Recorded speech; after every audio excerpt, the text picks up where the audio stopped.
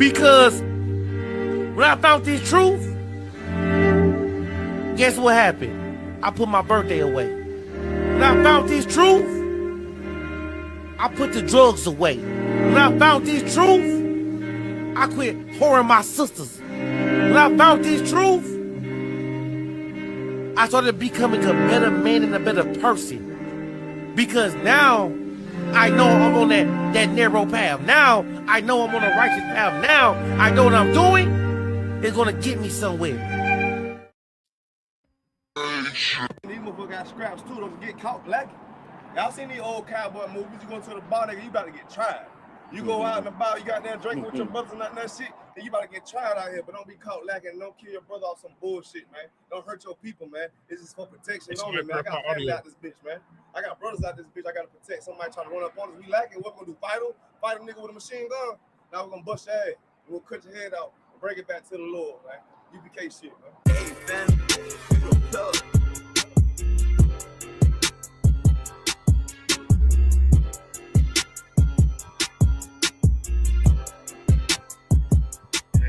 Say I'm obnoxious.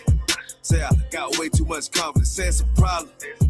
All I do is try to pull a woman and say I'm a monster. But really, it ain't nothing. I'm just like my brothers. But shit, you know you look better with me, yeah. Yeah, you know you look better with me. How I pull up and then shock. I do my dance on what the fuck. How I chill, I run it up. Come and fetch a girl, boy, stop, bitch. Okay, you know you look better with me. I put on with lines. I'm a judo with a nigga pride. I'm just like a lion. Want my woman cook, clean, fuck, and shut the fuck up, yeah. I got bigger piles of worry about than you in adultery. Hey, but shit, you know you ain't going nowhere. Hey, checking my mood with the bass. Try to walk to the place. Ice on me, come and skate. You really a hoe wanna escape. Yeah, we up, fish your face. Or outwork me, what you think? Pretty girl, good taste. Wanna know all my traits. Yeah, you know I'm on attention. I'm James Brown to the Israel. Bullets long, yeah, extensions. The nigga hate what they mention. Y'all pull up how I'm gifted. I'm Mike Jacks with the fisting. Beat it like I'm Thriller. She say I'm obnoxious. Say I got way too much confidence. Say it's a problem. All I do is try to pull a woman and say I'm a monster. But really, it ain't nothing. I'm just like my brothers. But shit, you know you look better with me, yeah. Yeah, you know you look better with me. How I pull up and then shock. I do my dance on what the fuck. How I chill, I run it up. Come and fetch a girl, boy, stop, bitch. Okay, you know you look better with me, bitch, you basic. If you don't want a South Coast nigga, you just a ranking. And really, you ain't even damn exquisite. And bitch, you fake it. Wanna rush a dog sick nigga. In the picture I paint it. And I mean, everywhere I say T, like give you some flavor. But I guess you ain't even wanna take it. Bitch, you outdated. And you done gave it up for some paper. You just like your main man. Start with 3 damn baby daddies. Spit what you thinking. You was thinking with your damn bodies, huh? You the type motherfucker wanna pull up, how the fuck when the fuck, huh? Then beat it from the back, no damn attack, it was just for lunch, huh? Dirty damn about pussy bitch, wanna talk shit on the low, huh? Want this everybody with, cause you don't even know how they say I'm obnoxious. Say I got way too much confidence, say it's a problem. All I do is try to pull a woman and say I'm a monster. But really, it ain't nothing, I'm just like my brothers. But shit, you know you look better with me, yeah. Yeah, you know you look better with me. How I pull up and then shock. I do my dance on what the fuck. How I chill, I run it up. Come and fetch a girl, boy, stop, bitch. Okay, you know you look better with me, dance. I don't know, trying to get right with the preacher, probably on the low, huh? What the fuck you talking about, girl? You already know what the fuck we on, huh? We ain't passing down bitches, but you get right, what you already know, huh? Bitch, you know you look better with me, yeah.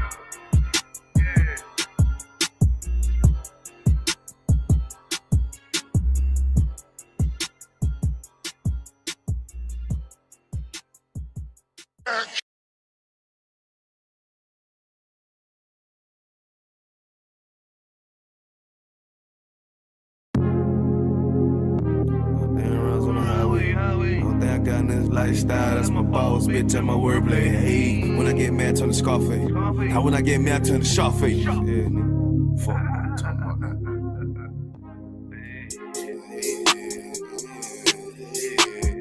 Hey, Tell me how it is, tell me how you feel, tell me what it is, tell me what you wanna do. Put sad boy plotting on who? I done seen it all before I came through. Must don't understand, nigga, I'm in the truth, lame ass nigga.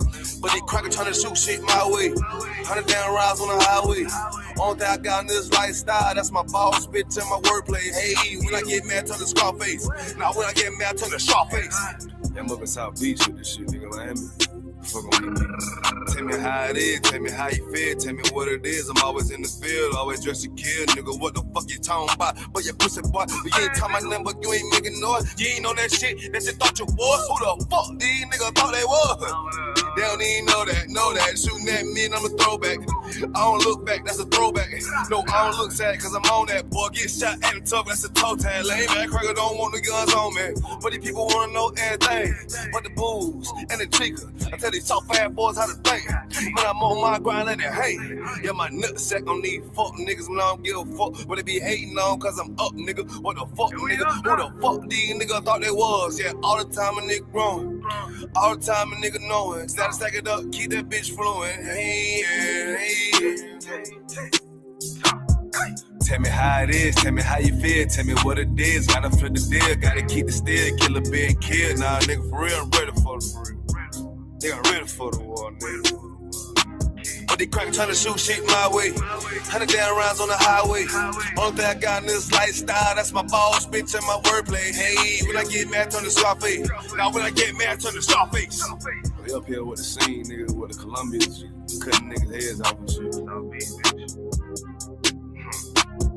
Tell me how it is, tell me how you feel. Always just a kid, shoot 'em up the hill. Gotta keep it still, nah, nigga, for real. Heady boy, I think they talking about. Why X out your rank, walking on your sand. On the highway, chasing out the bands. Boy, wanna hate, they don't understand. Boy, wanna hate, soft two cans. Sam, man, nigga. I told you for that nigga don't know it. Yeah, chasing out the one, I love that shit. Cause the thrill of the hunt keep me on my shit. Yeah, the deck on my hip with a stand up clip. Yeah, motherfucker, we'll kill your ass. We'll motherfucking dissect your ass. Cut a head off, put a body for the buzzers. Matter of fact, fuck them buzzers, nigga. Ain't no head hunters. Hey, call nigga Sharface, nigga. What the fuck you talking about? Yeah.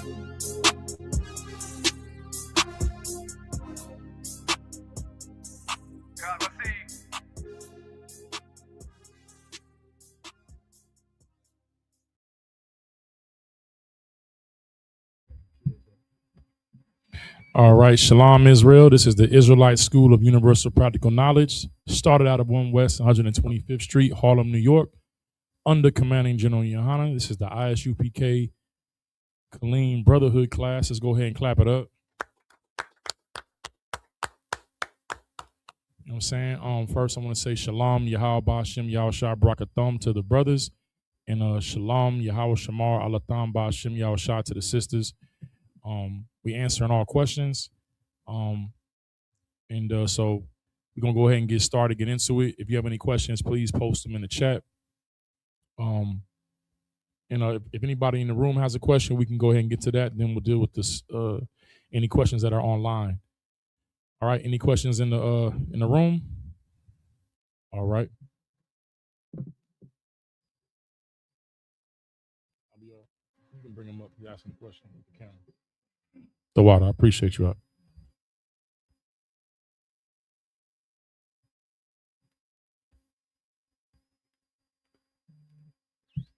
All right. Go ahead, Art.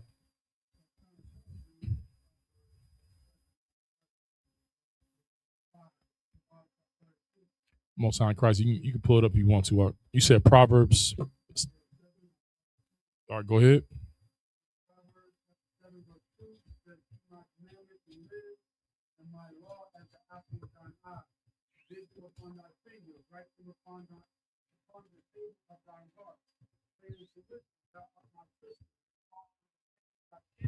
Mm-hmm.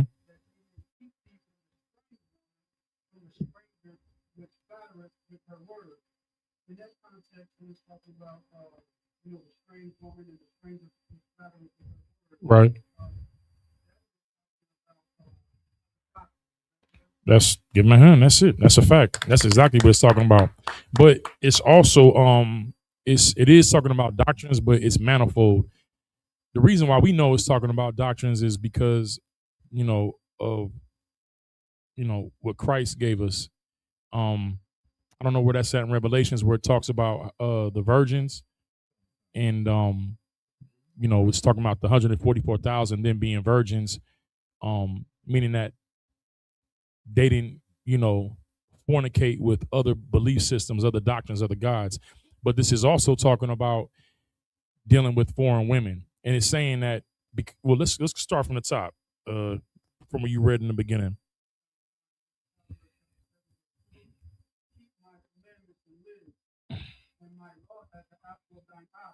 Right. You know what that means, right? What does that mean? The apple of my eye.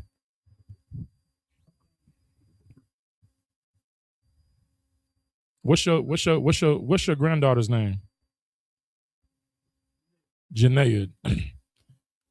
I see how you. I see how you are about all your daughters, right? But Janaea is like, she like the daughter of daughters, right? Being your right. So the way that you feel about Janaea, that's like the apple of your eye. Like, you are gonna watch over her. You're gonna protect her. You're gonna make sure that she's safe. You're gonna keep her what? Close.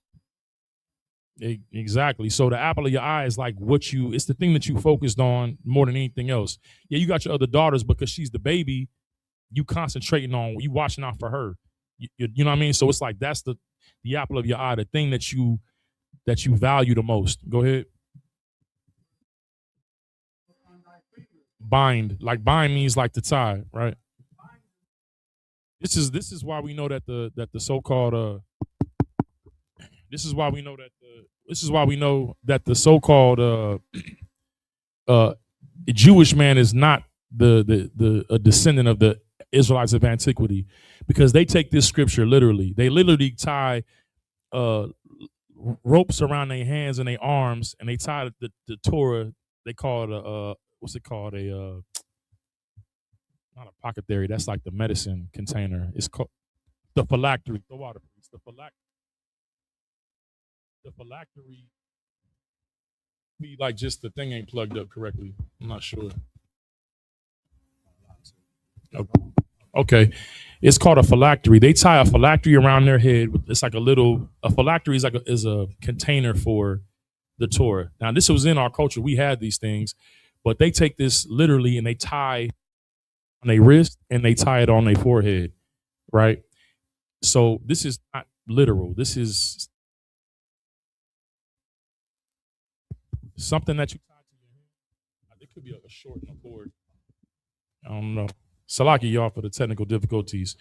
It's just a metaphor for saying something that you don't forget. I know a lot of times, I don't remember this, when I was in elementary school, they would tell us like to tie something on our finger to remember something. I don't remember that or not. It was something to that effect. But the whole point of it is whatever you tie to your hand, you're consistently. One second.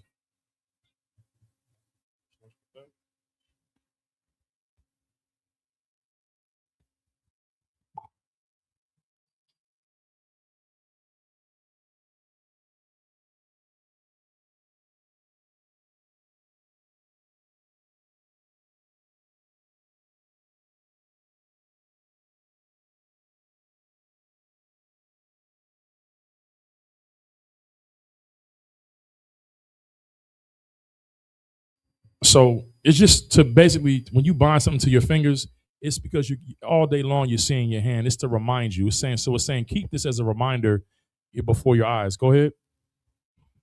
Khan. Verse 4, say unto wisdom, thou art my sister. Right, like meaning that the only wisdom that we have as Israelites is the law, statutes, and commandments. So you're supposed to deal with the law, which is our wisdom, right, before the nations, like how you would deal with your sister. Like, you only deal with a sister, meaning like we don't deal with strange women. We don't deal with white women, African women. We don't deal with Asian women, East Indian women.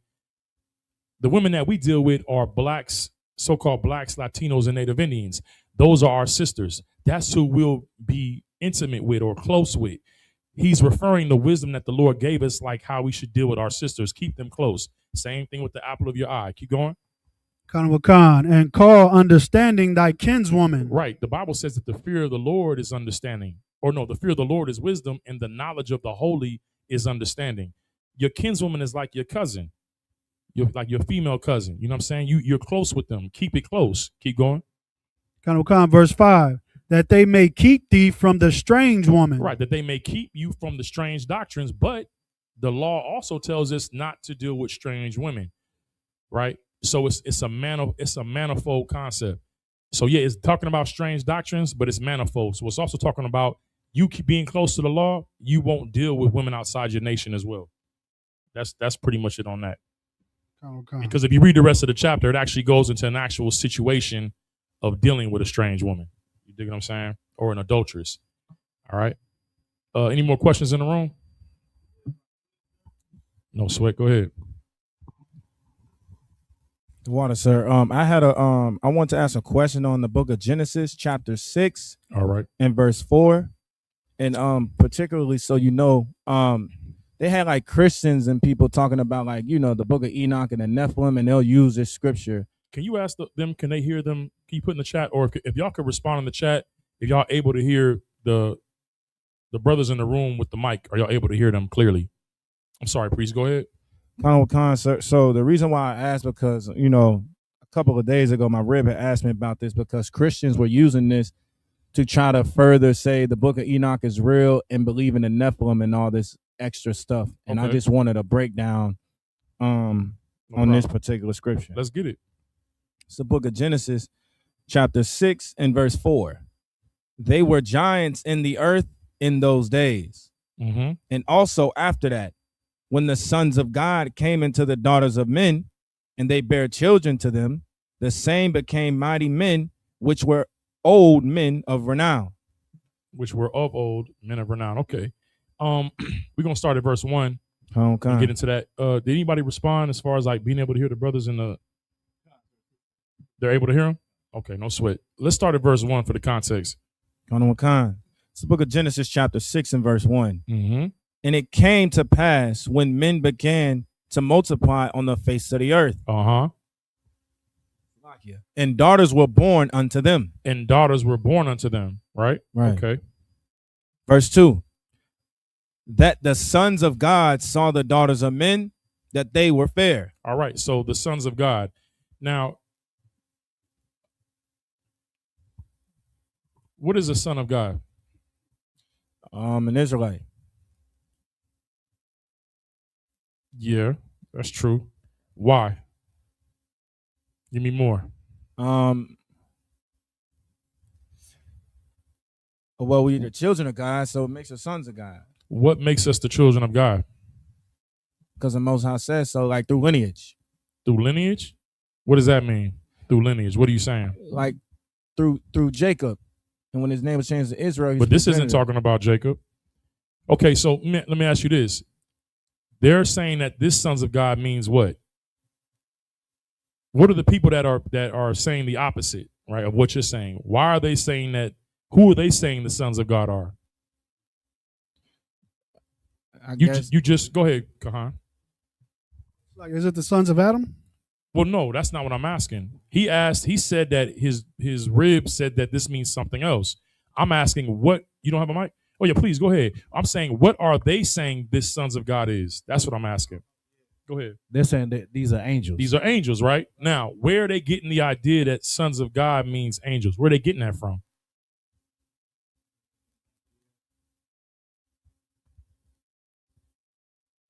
Go to the book of Job. I want to say maybe verse 1 or 2.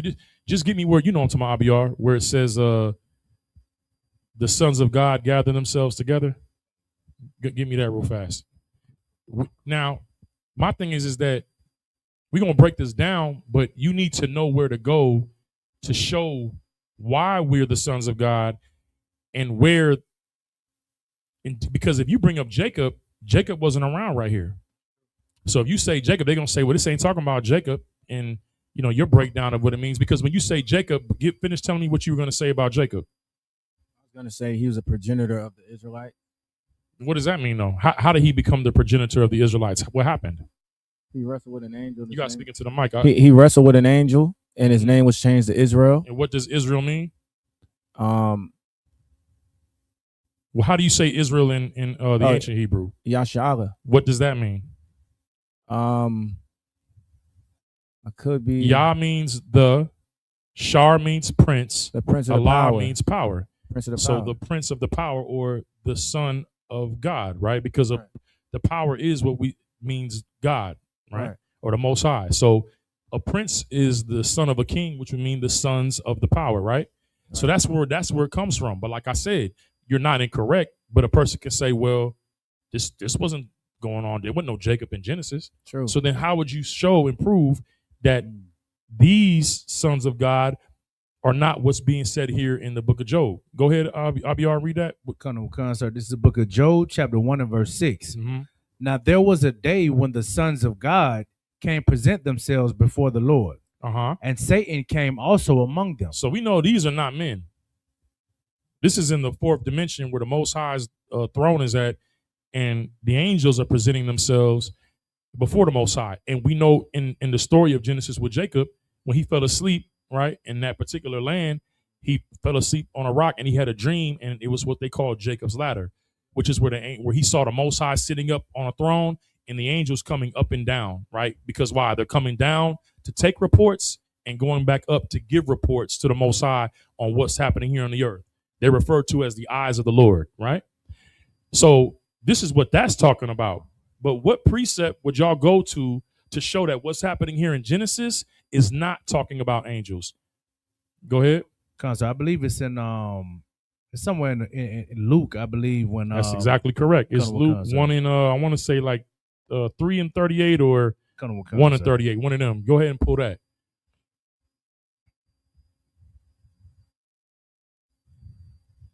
Sir, this is the book of Luke, chapter 3 and verse.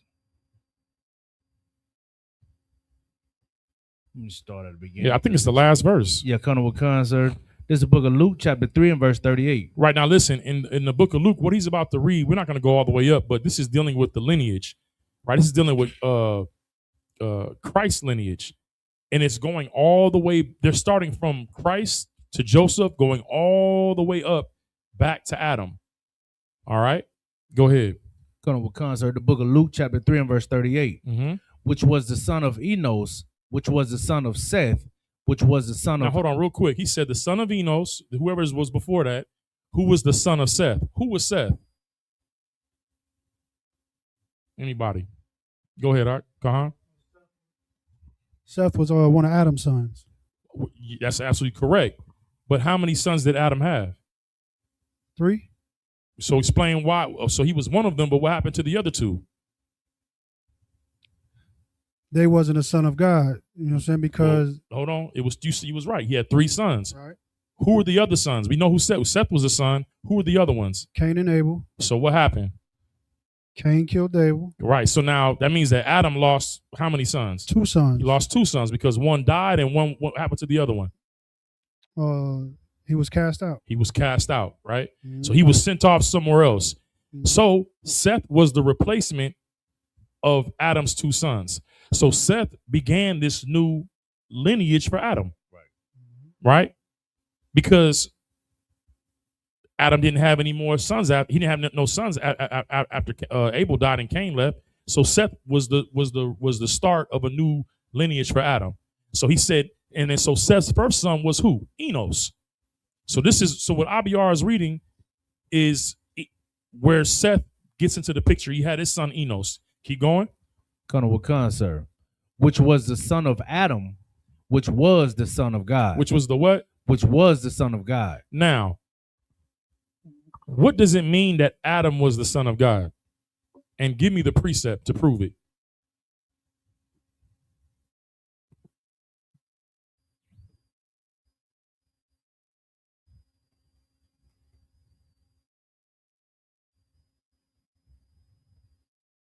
Why was Adam the son of God?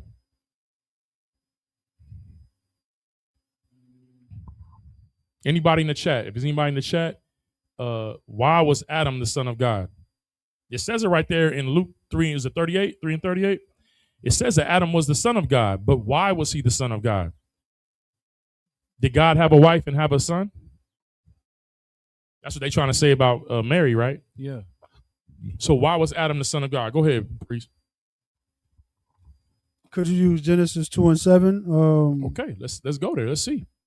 And the Lord God formed man of the dust of the ground and breathed into his nostrils the breath of life, and man became a living soul. Give him a hand. That is correct. That is a supporting precept, but it is not the precept that I want. But that precept is completely accurate and on point. But if you were to read that to a Christian or somebody, they'd be like, well, what does that mean? How does that prove he's this? Because they believe that God formed him with his hands, right? But we know that that's not what that means, right? Go ahead. A sister in the chat said reincarnation. No, that's not reincarnation. I'm gonna give it like another minute for anybody in the chat. I want how was Adam the son of God, right? And what's the precept that shows that he was a son of God? Now, Officer Kahan just read the precept the supporting precept that proves he was the son of God. But based off what Officer Kahan read again, Kahan. Why is he the son of God based off this?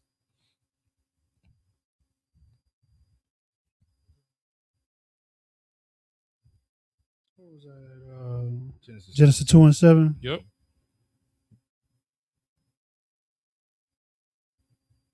Salakia. Just read it, Khan, and we're gonna dig into it a little bit. Yeah. Okay. And gives anything else, another precept, I'm gonna go ahead and just give it to y'all. And the Lord God formed man of the dust of the ground. Right. So we know that man was made on the 6th day in Genesis chapter 1. Genesis chapter 2 is the Sabbath. The heavens and the earth were finished. Man, male and female, were already created and made. On this 7th day, what's happening?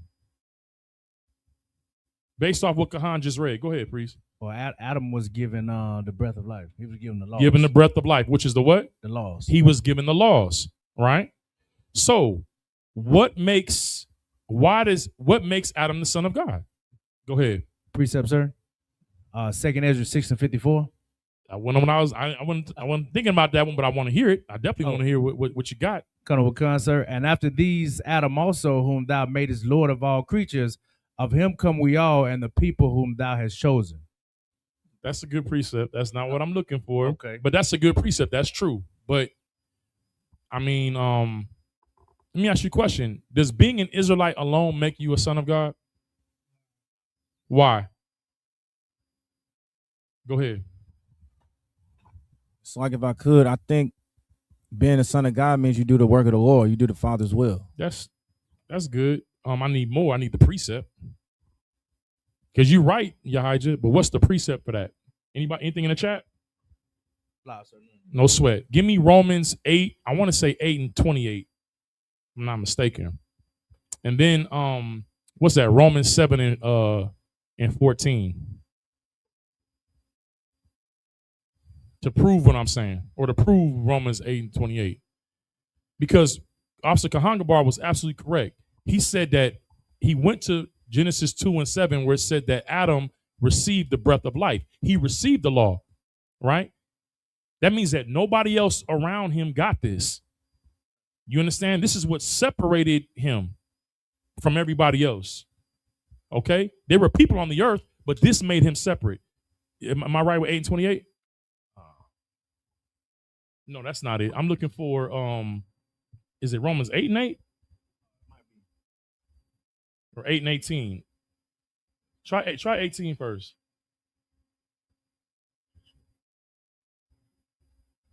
No. For as many. Okay. Right here. 14, Salakia. Go ahead. Colonel Wakanda is the book of Romans, chapter 8 and verse 14. For as many as are led by the Spirit of God, they are the sons of God. This is the precept that shows why Adam was the son of God. And Officer Kahangabar was absolutely correct. He was led by the Spirit of God, which was the law, right? That made him the son of God. Everything that Adam was doing was based off of what God told him to do. That's what made him the son of God. So now, yes, he was set apart from all the other people that were on the earth, and so was his family. This is why when it says in Luke 3:38, it says that Adam, who was the son of God, why? Because he had a spiritual birth. on the seventh day, which is what Kahangabar brought out. Right. Okay. Now give me Romans 7 and 14 real quick if I could. Y'all should be taking these in your notes too, man. So y'all prepared next go round. Anybody coming at you with this, y'all should be writing this stuff down. You had some, Khan? You good? Okay. Colonel Wakanda is the book of Romans, chapter 7 and verse 14. For we know that the law is spiritual. It's what? The law is spiritual. So what Adam received was spiritual. He received the law. He received the breath of life, which was the laws, statutes, and commandments of the Most High. He was led by that. And it was spiritual. So that's why he was the Son of God. So now let's go to what you're talking about. This is how we can show that the sons of God here, because if Abiyar goes back and reads 3 and like 30 or 25, it's going to show you from Christ all the way to Adam. Right. Why? Because these were the men that were led by the Spirit of God. This entire lineage was what kept us separate from everybody else. Even Abraham having 7 sons, only one son was given the promise, Isaac. He was the seed of the promise. You know what I mean? Down to Jacob, down to who Officer Yahya just said. I mean, down to from Abraham, Isaac, down to Jacob. You understand? So let's get back to what you was talking about, Yahya, in Genesis 6. Colonel Wakan, it's the book of Genesis. Read verse 1 again. Colonel Wakan, it's the book of Genesis, chapter 6 and verse 1. And it came to pass when men began to multiply on the face of the earth. Right. If men began to multiply, who else multiplied? Girls, women, daughters. What's being talked about here in Genesis 6, it's an old thing, but it's a very current thing that's happening right now, even in our society, in the earth. We're seeing it every single day. All right, keep reading. And daughters were born unto them. Now, why are they highlighting this? Men are multiplying, so daughters are multiplying too. These are men and women that are coming into the earth, right? Go ahead. Verse 2. That the sons of God saw the daughters of men. So who saw the daughters of men? So the sons of God are what? They're separate from other men. Right? Because I think even in Romans 17, it says that the law is spiritual, but the law is what? It's that is holy. It separates you from everybody else. So these men who were set apart because they were the sons of Adam, they looked on the daughters of men. They looked on what? Other nationalities, other nations. And they did what? And saw the daughters of men that they were fair, and they took them wives. So they saw East Indian women. They saw Arabic women. They saw Chinese women. You know what I mean? Chun-Li, right? They saw white women. They saw every other nation and tribe and looked at them and said, man, they looking good. They saw African women. You know what I mean? And was like, they looking really good. And they began to do what? And they took them wives of all which they chose. Now, why was this an issue? Where can we go in Genesis to show that the Lord had an issue with this? What precept? If I could. Go ahead. I want to see. Because, Kahan had y'all in the neighborhood. I'm really giving y'all too much even in saying that. Can I read it? Go, just what are you reading? You got the This is the book of Deuteronomy, chapter 7 and verse 3. Nah, I said in the same chapters. What I said. Okay, in the same book. Salakia. Go ahead. Down to verse 23, so Genesis 2 and 23.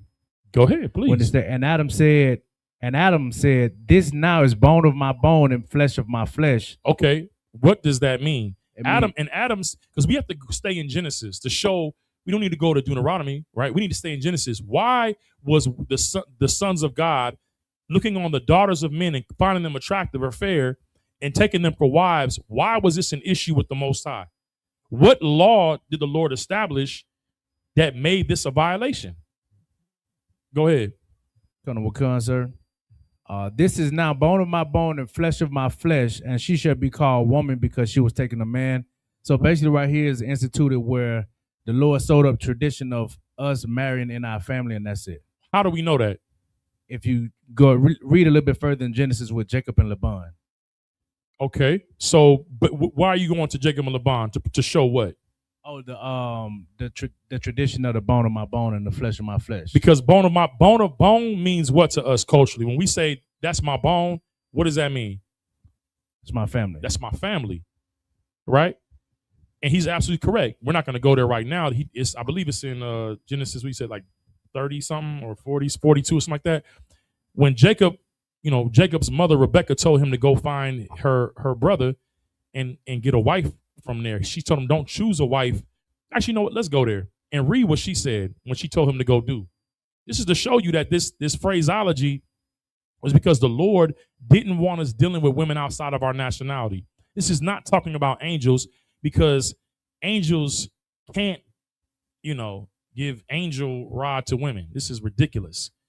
And really, when you take on that perspective of our records, you're really taking on Greek and Roman religion, right? The white people always deal with the violations and sexual deviancy. They always want to pervert things, to have sexual perversion.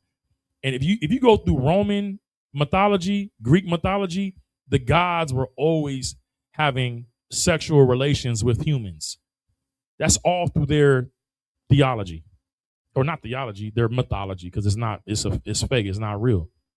You understand? This is a Caucasian or white man's perspective on our records. You cannot read our records like a white man.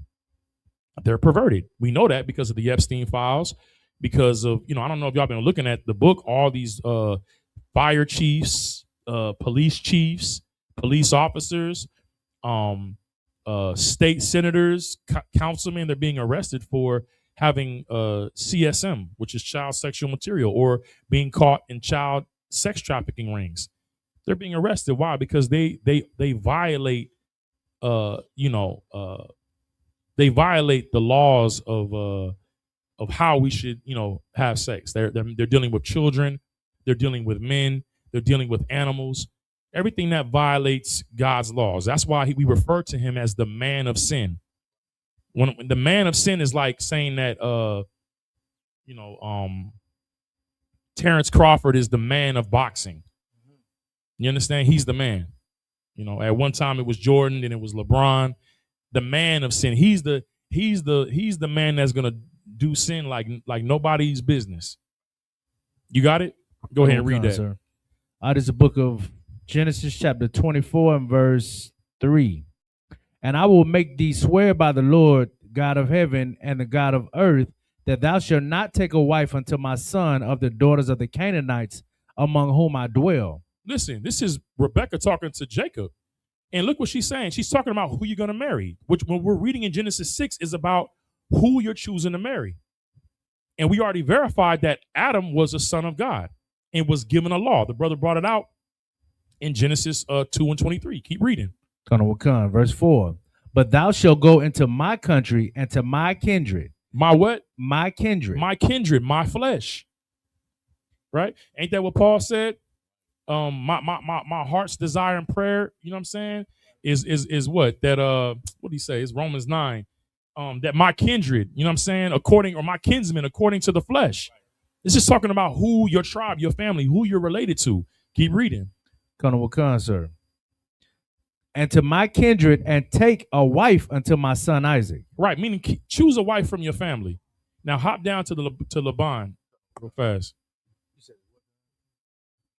Verse 14.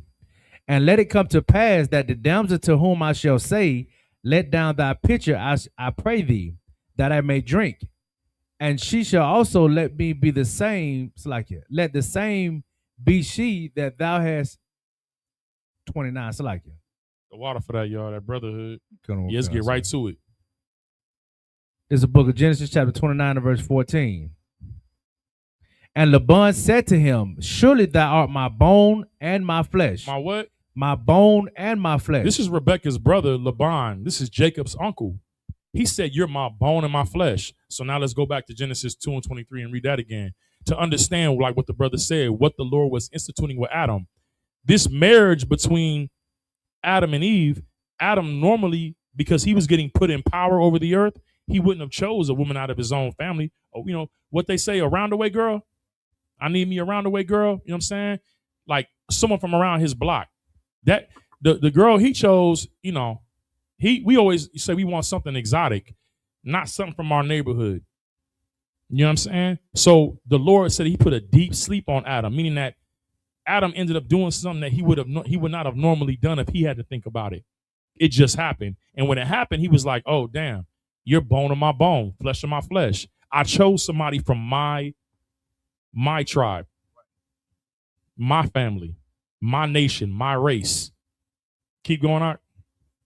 Wakanda is the book of Genesis chapter 2 and verse 23. Mm-hmm. And Adam said, this is now bone of my bones and flesh of my flesh. She shall be called woman because she was taken out of man. Right. Now, take up to where it said the Lord took the rib out of Adam. And read that part.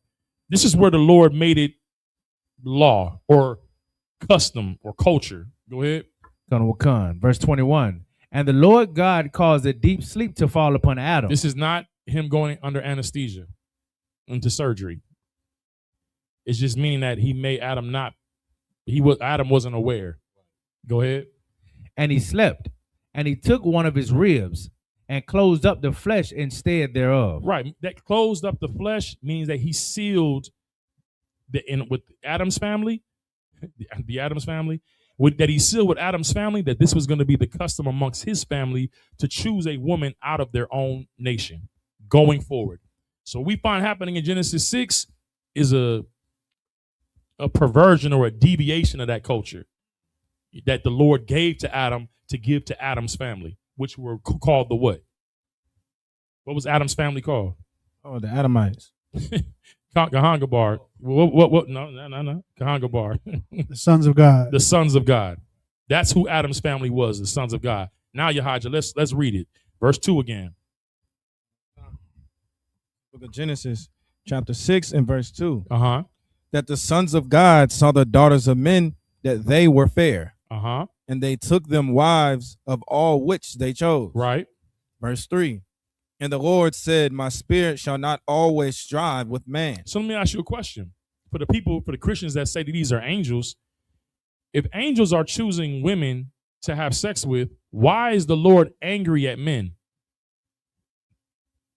What could a man do to stop an angel from taking his daughter? How could a man prevent an angel from taking a woman or a daughter of his? If the Lord is saying my spirit won't always strive with man, why is the Lord angry with man about what angels did? Someone give me that breakdown. If the Lord's angry with men, it must be men that committed the violation. Keep reading. For that he also is flesh. Okay. So who the Lord's angry at, he has flesh. You know what I'm saying? In Hebrews, the Lord talked about how Christ was made like unto his brethren, not like unto the angels. Now, I'm not saying angels can't take on the form of a man, but they are celestial. They're not terrestrial, meaning that they can function in the earth, but their realm is a celestial realm. Men, our domain is here under the sun on the earth. All right. Right now, the Lord is talking about dealing with men. Keep reading. Yet his days shall be 120 years. If angels were having sex with women, why would the Lord reduce the age of men? Before this, men was living like up to 900 years, 800 years, 700 years. Why would he punish men with a shorter lifespan if it's angels that did it? How does that make sense? Your Christian pastor or these people talking about the Ethiopian Bible, first of all, God hates the Ethiopians. The Ethiopians fought against Asa. They brought him. I can't remember the leader of the Ethiopians' name. It was started with an X, I think. At any rate, 1 million Ethiopians with chariots came against King Asa. The Lord slaughtered all of them. The Ethiopians were our enemies. They were the sons of Cush. They were Hamites. Why would God give the records of the Israelites to Ethiopians and give them some type of hidden knowledge when they were our enemies? That and right now the Ethiopian Bible is hot on the market. That's where everybody, we got the real Bible, the Ethiopian Bible. The Lord don't care about them pill head shaped Africans. You know what I'm saying? Looking like a bug's life. Them heads, man, so swollen. Like waterhead babies. The Lord ain't dealing with them. They ain't got no secrets. These books that you're talking about, these are, it's toilet paper, it's garbage. You understand? None of that is real. All right? Read verse 4. Con. It's like if I could, this is where my question lies on a particular word. Go ahead. Con. Verse 4.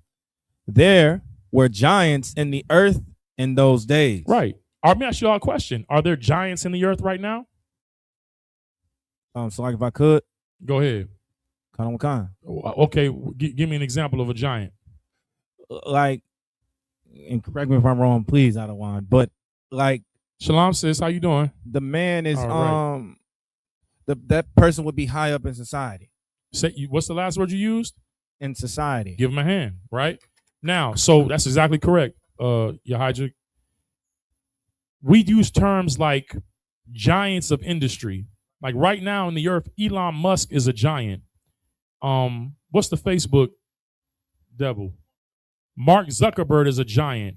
Peter Thiel with his company is a giant in industry. Jeff Bezos is a giant in industry. I mean, even Trump is a giant in industry in the earth. These are people that have great means. Now, give me somebody in our culture that is a Nephilim, that is a giant.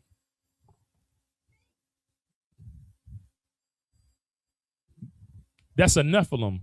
That's a giant. Bob Marley. Give him a hand. That's not what I was looking for. But he's dead, but that's not what I was looking for. Because, well, you're right, but you're wrong. Because for them to be a Nephilim, their father would have to be a what? No. A Nephilim is the product of a what? The product of. Go ahead. Go ahead. Another one would be something like Blake Griffin. Yeah, but I said a giant right now that we all know is a giant. I'm gonna help y'all out because y'all taking too long. Iceman. Drake. Give Tapazar a hand. I'm playing, y'all. Drake. Why? His father, a musician, married he's what we would call a Judite, married a daughter of Amalek, a Jewish woman, and had Drake. Drake is a Nephilim. He is the product of an interracial relationship, and he is a giant in our society. You understand? It's when a son of God, right, or an Israelite has relations with a woman, a daughter of men, a woman that's not of our tribe, and that child becomes famous and known in the earth. I'll give you another one. What's the female tennis player's name? Her father's Haitian and her mother's Japanese. Osaka. Naomi Osaka. She's a Nephilim. And like the brother said, Blake Griffin, Nephilim.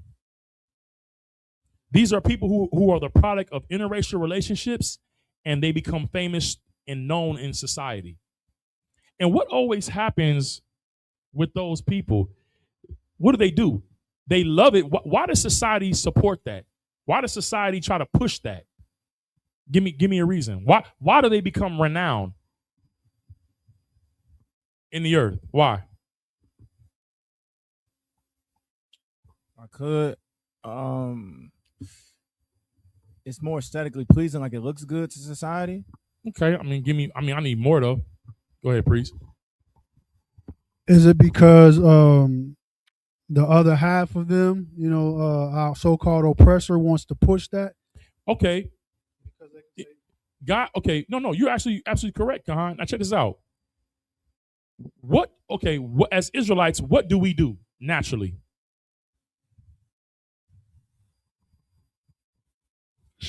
Shine, dominates. It's to the point where it's like you're barely seeing other nations on football fields or the basketball courts. It's we dominate without trying, right? John Jones just dominates, right? But if John Jones' mama is white, then what do they get? They get part of the glory. The reason why the other nations love to, even with Naomi Osaka, they would talk more about her mother in the Japanese side and disregard the Haitian side. And she got pissed about that. There was an interview. She's like, I'm not going to deny my father and my Haitian people. She had to highlight it and fight for that because they were trying to use the Japanese side of herself, even though we know that you're the seed of your father. They tried to highlight the other nation through her exploits. That's what, because who did God choose? God had a chosen people, and he wanted that people to be what? The dominant nation on the earth. So when you have an interracial relationship, you're taking glory from God. You're taking glory from who he chose. Because why? Now he don't get the glory because I didn't choose them. But now they're intertwined in this situation. Now attention gets taken away from who I chose and who I want to rule, and it gets put on another nation who's supposed to be what? Just that, or to be perfectly honest, they mean nothing to him. I can prove it to you.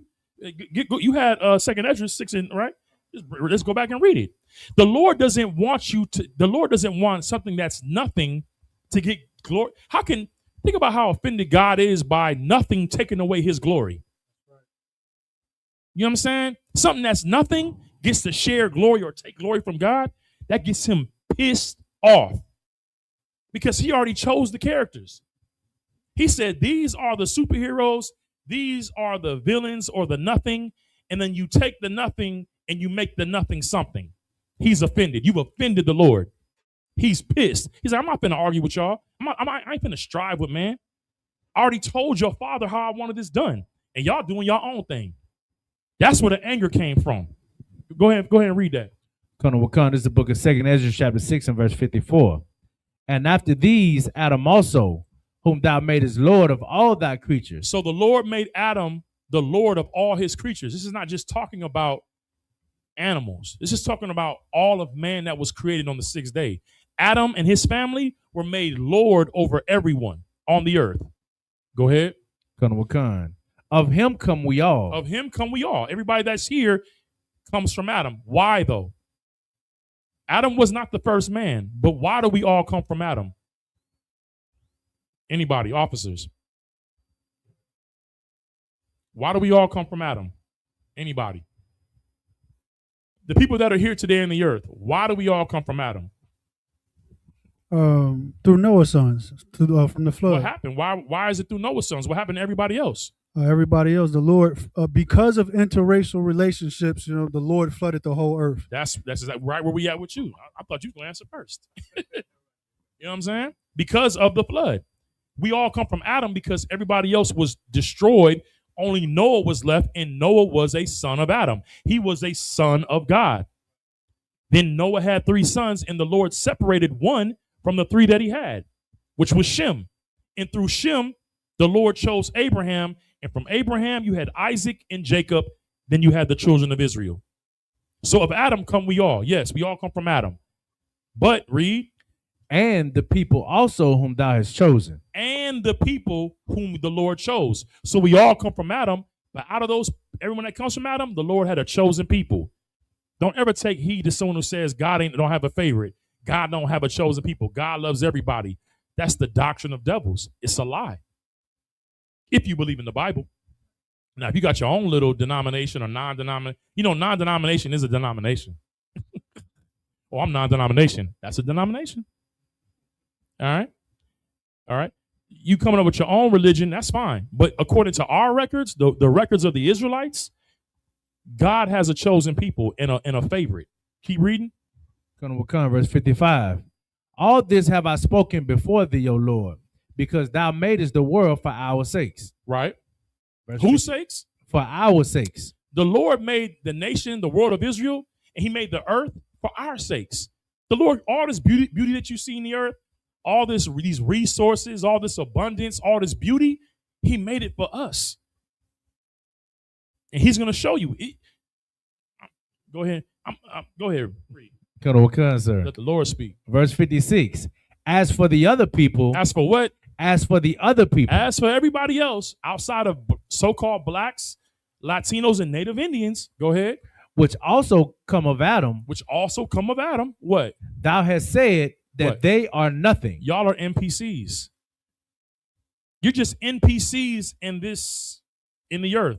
You're only there for us to interact with and to utilize for our benefit. You have no other. When you say, well, why would God make everybody and only love one people? Because you're NPCs. Like how a person makes a video game and you have the main character, and then they have to interact with, little people that have a script, a code script. And when we bump into you, you can only say the code script. Y'all think racism is something that's deep, or like y'all 13% of the population but commit the majority of the crimes. You're an NPC. That's why you repeat the script, because you can't even speak for yourself, because you're not even really a living soul. You don't have the breath of life. All you have is the script, because y'all react to us the way you do because you exist, but you don't exist for anything outside of us. That's why you're always you ever wonder why our enemies are always looking at us as the focus? It's like for them to remain in their position, they have to focus on tearing us down. Why? Because our world was made for our sakes. So for them to exist in this world and have any kind of enjoyment, we have to be at the bottom. But this is just some bad programming, because we didn't follow suit with our program. But it's going to get put back in order. And then you guys are going to live fulfilling lives. You're going to have great days of labor. The unemployment rate is going to be at 0%. Everybody's going to know their purpose. You're going to have a purpose-driven life. You know what I'm saying? Nobody's going to be idle. Nobody's going to be bored. You know what I'm saying? You're going to be doing a great work. You're going to be doing the works of God. Right. You understand?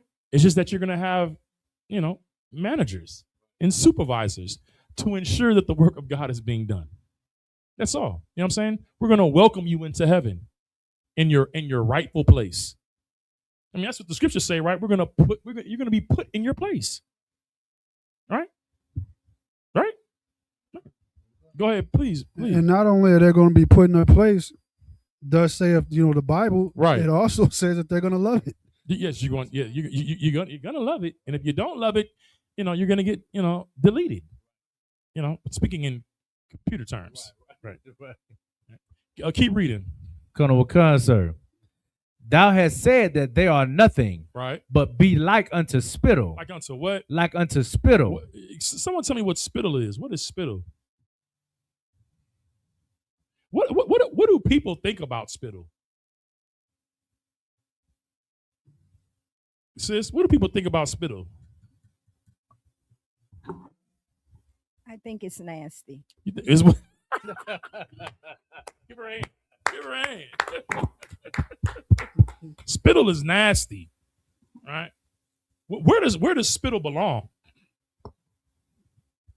Where does spittle always end up? Go ahead. On the ground. On the ground. At the bottom. That's, you know what I mean? It's the Lord regards you as spittle, as spit. You know what I'm saying? Like nobody, it's something you want to get rid of and then you forget about it. That's what the Lord thinks about East Indians, Africans, Asians, Africans, Arabs. It's something that he, it's less than nothing. Keep reading. Colonel Wakan, sir. And has likened the abundance of them unto a drop that falleth from a vessel. Right. So like, if, back in the day, our parents, they used to have to, especially in the South, they had to get water out the well. They'd go with their bucket, get the water out the well. They had to go fill up the tub, do laundry. And as they're walking back with their buckets, as they're walking, the bucket is shipped and water would spill out the bucket. And it hit the ground. Nobody goes back and tries to get the water on the ground and put it back in the bucket. It's just something that's spilled out. Okay, whatever. It's nothing. He said the abundance of them. See, in your minds, because there's so many other nations, you think that the numbers give them importance. But we know, like my brother Kahangabar, he deal with finance. We know that the thing that has value is the thing that's rare, not what's in abundance. There's always more pennies than quarters. You understand? It's always going to be more dirt than there is emeralds and rubies. The thing that's the rare thing is the thing that's value. You can have one stone that and rocks all over the earth, and that one stone is going to have more value than all the rocks on the earth. The abundance of something doesn't give it value. It's what the Lord chooses. And the Lord chose so-called blacks, Hispanics, and Native Indians. That's the the apple of God's eye. You understand? So now let's get back to this Genesis 6. We're gonna get past this. So go ahead and read verse 4 again. This book of Genesis, chapter 6 and verse 4. Right. They were giants in the earth in those days. Right. And also after that. Right. When the sons of God came in unto the daughters of men. See, they having sex with heathens. Read. And they bear children to them. Right. And these women are having the kids. Read. The same became mighty men, which were of old men of renown. Right. Meaning that now these people become famous in the earth, not the sons of God. Why? Because the sons of God are not having sons of God. They're having, Nephilim. Keep reading. Verse 5. Verse 5. And God saw that the wickedness of man was great in the earth. God saw the wickedness of man was great. What was the wickedness? That Adam's sons were taking on women of other nations. He saw that as wicked. Interracial relationships are wicked to the Lord. Keep reading. And that every imagination of the thoughts of his heart were only evil continually. He looked at them, our Adam's family, his sons was looking at these women like, oh my, and they went crazy with it. Now what? Now, what's that brother with the video? He's like, oh, I'm trying to see something. He'll run across brothers with a white woman. He'd be like, hey brother, you doing good? You're not losing the race, right? Her forefathers was watching your ancestors get hung lynched for a sport, and the dude be stuck like you know that, right? Are you gonna have kids with her? Maybe. Oh, okay. So you don't care about what happened to the ancestors, right? And then a little thing come in. Oh, I'm trying to see. We need that too on the soundboard. I'm trying to see something. You know what I mean? It's and also what it's doing is it's creating confusion. One of the worst parts about interracial relationships, it's the division in loyalty that it creates. A lot of times, if your father's an Israelite, you're an Israelite. You're our people. You know what I'm saying? We don't deal with mixed races, right? But because your mother's of another nation, you're not just loyal to your people. You have to split that loyalty up between your people and your mother's people. And now you're really against your people because you say, well, my mama white, my mama Chinese, my mama African, my mama's an Arab. And you automatically, because it's your mom, I mean, who don't love their mother?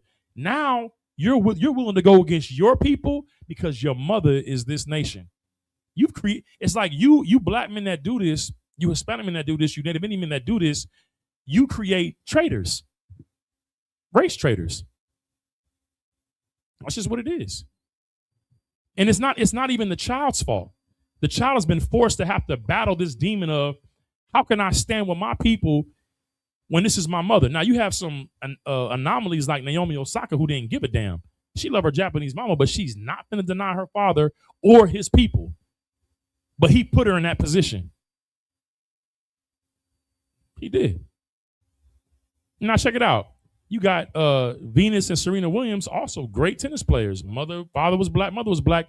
Look at what they had to go through to get into the top. They getting called like they look like men. You know what I'm saying?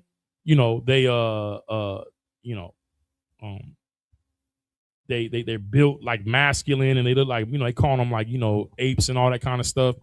But then after going through all that hell, the craziest part is when they had a black father and a black mother and a black father that fought for them, who did they choose as spouses? Go ahead. White men. And then, what was it? Serena and Venus. Serena went and did the highlight thing. That's kind of famous in the Dominican Republic with lighting her skin and getting a nose reduction because she's ashamed of herself. She hates herself. Yeah, she succeeded and overcame in tennis, But all that hatred that she received in the media and from people saying, calling her like, you like a man, and she tried to get surgery to reduce her body down to make it look quote unquote more feminine. Listen, brothers didn't mind that at all. All that shape, you know what I'm saying? Like we love that. You know what you mean? You look masculine. You look like a woman. You understand? And that psychological and racial damage caused her to choose somebody. And it's so sad because now your children, the Lord looks at them as nothing. You know what I'm saying? At least when a father do it, they got a chance. They have an opportunity still. When the mother does it, it's over with. Now, listen, I be seeing so many sisters with I seen a sister the other day, RBR. I was up in a HEB parking lot. She was with a Moabite. Now, I rarely see that. And she was bad. She was bad, bro. And they were wearing these pink shirts, and it said, what was some silly like effeminate statement on the shirt, but they both were wearing them.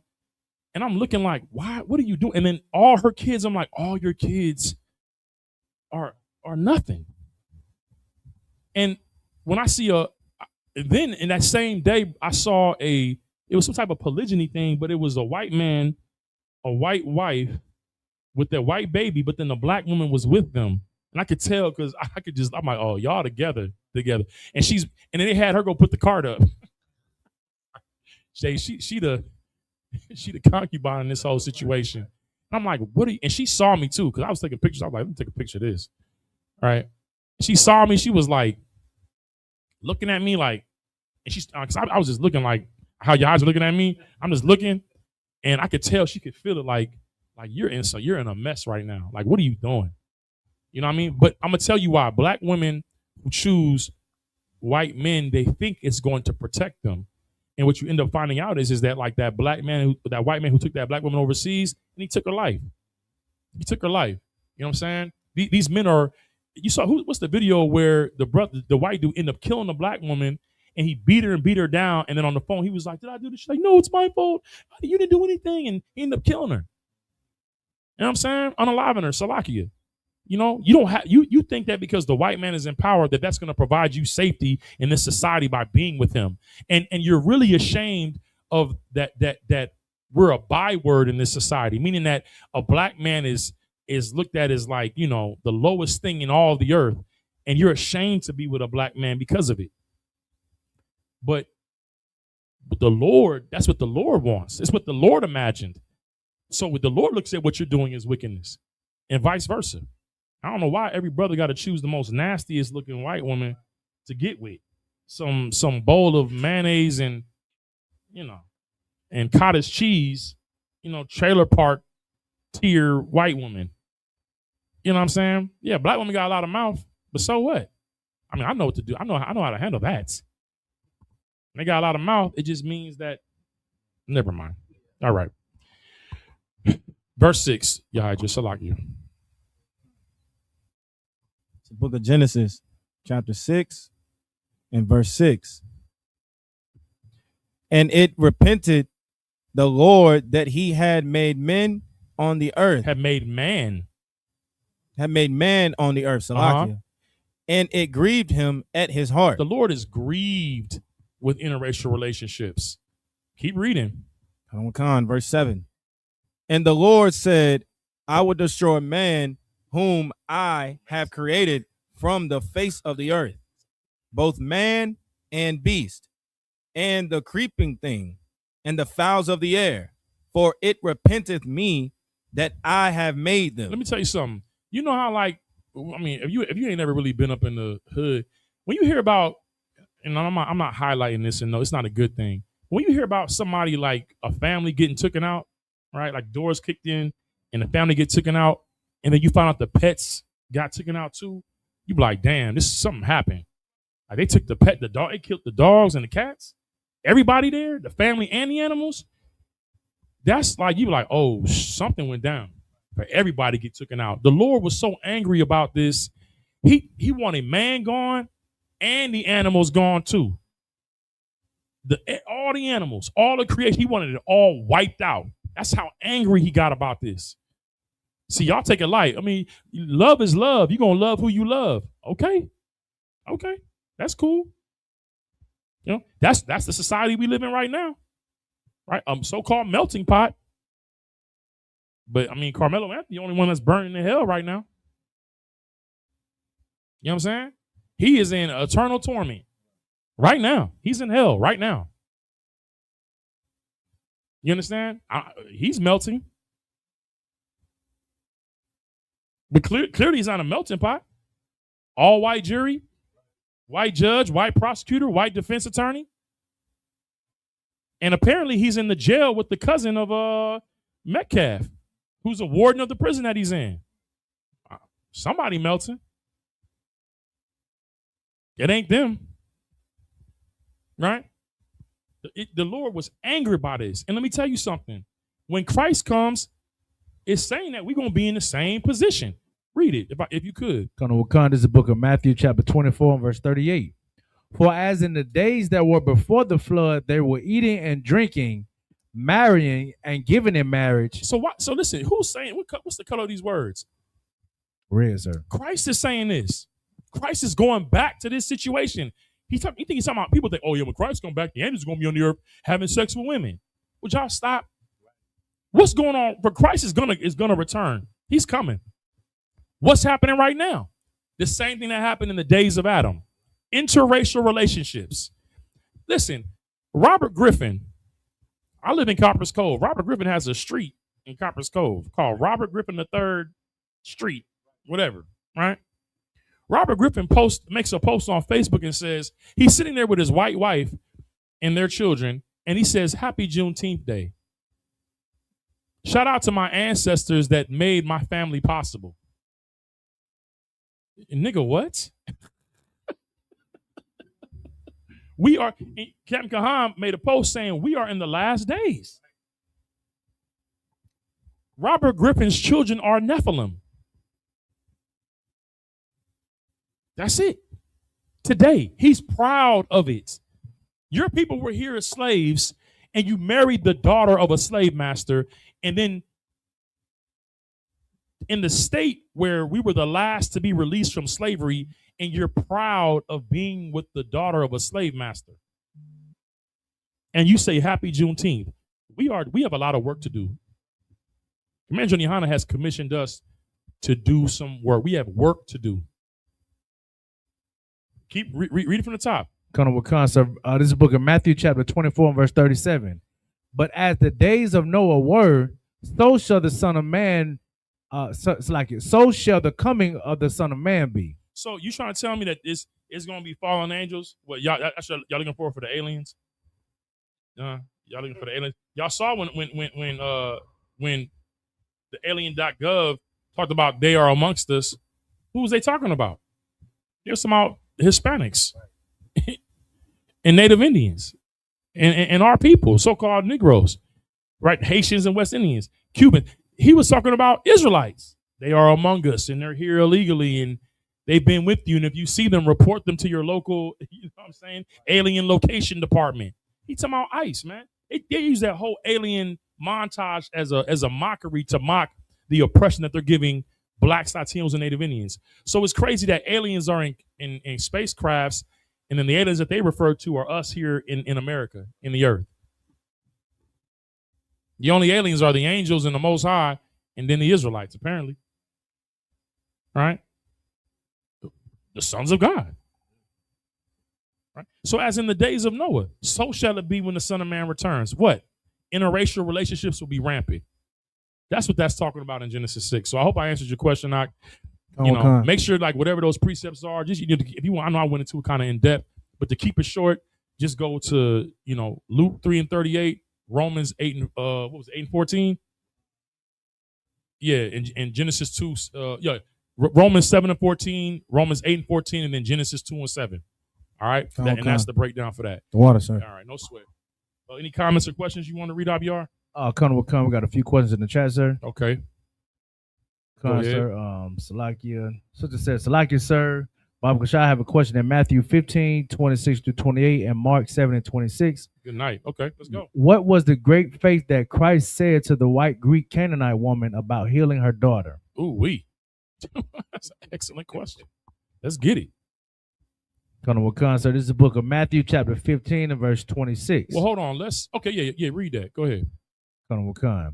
But he answered and said, I'll start at verse 24. Okay. This is the book of Matthew, chapter 15, verse 24. And he answered and said, I am not sent, but unto the lost sheep of the house of Israel. That's pretty clear. Christ is saying out of his own mouth, Christ died for everybody. He loves everybody. He's saying right here who he was sent to. Read again. Colonel Wakan. This is the book of Matthew, chapter 15, verse 24. But he answered and said, I am not sent, but unto the lost sheep of the house of Israel. That's pretty plain. Go ahead. Verse 25. Then came she and worshiped, saying, Lord, help me. Verse 26. But he answered and said, it is not meet to take the children's bread and cast it to dogs. What does that mean? Anybody in the chat? What Christ just said. Read it one more time, Abiyar. Since we in class, y'all tell me, what is Christ saying to this Greek Syrophoenician woman, this white woman who wants her daughter healed, right? She's asking Christ to heal her daughter, and Christ responds back to her. So what is Christ? I don't know. What is Christ saying to her? Read it one more time. Colonel Wakan. But he answered and said, it is not meet to take the children's bread and cast it to dogs. You want to give it a go? I think he likens her as a bastard. That's not his child. Okay, I understand what you're saying, but what did he say in the text? What is he calling her in the text based off what he said? A dog. A dog. That's a bastard. I don't. That's what is that? Is that like that's a part of an interracial relationship too? Is a bastard, right? So, but he's basically calling her a dog. But what is he saying though, sis? Read it again, Abiyar. Colonel Wakan. But he answered and said, it is not meet to take the children's bread and to cast it to dogs. He said it's not meat. Meat is an old English word or term that means that it's not appropriate. It's not fit.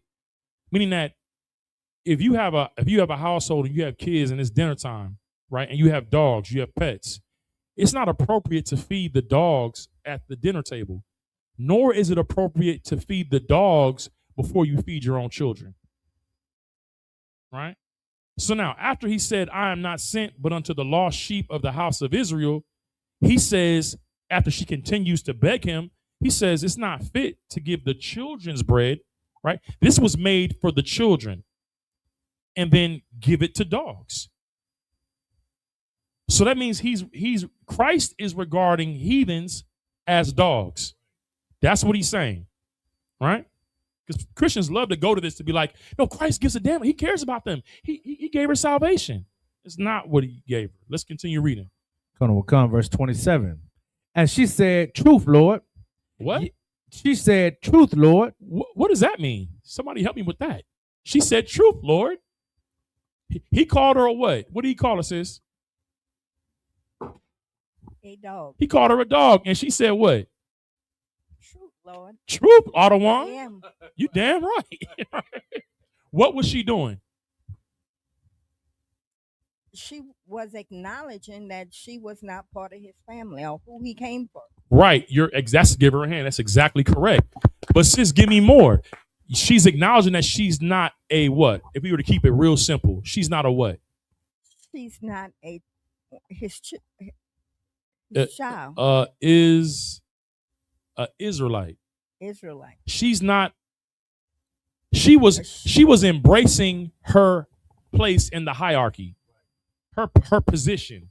She's like, truth. I'm a dog, right? Are dogs equal to children? No. Dogs are what?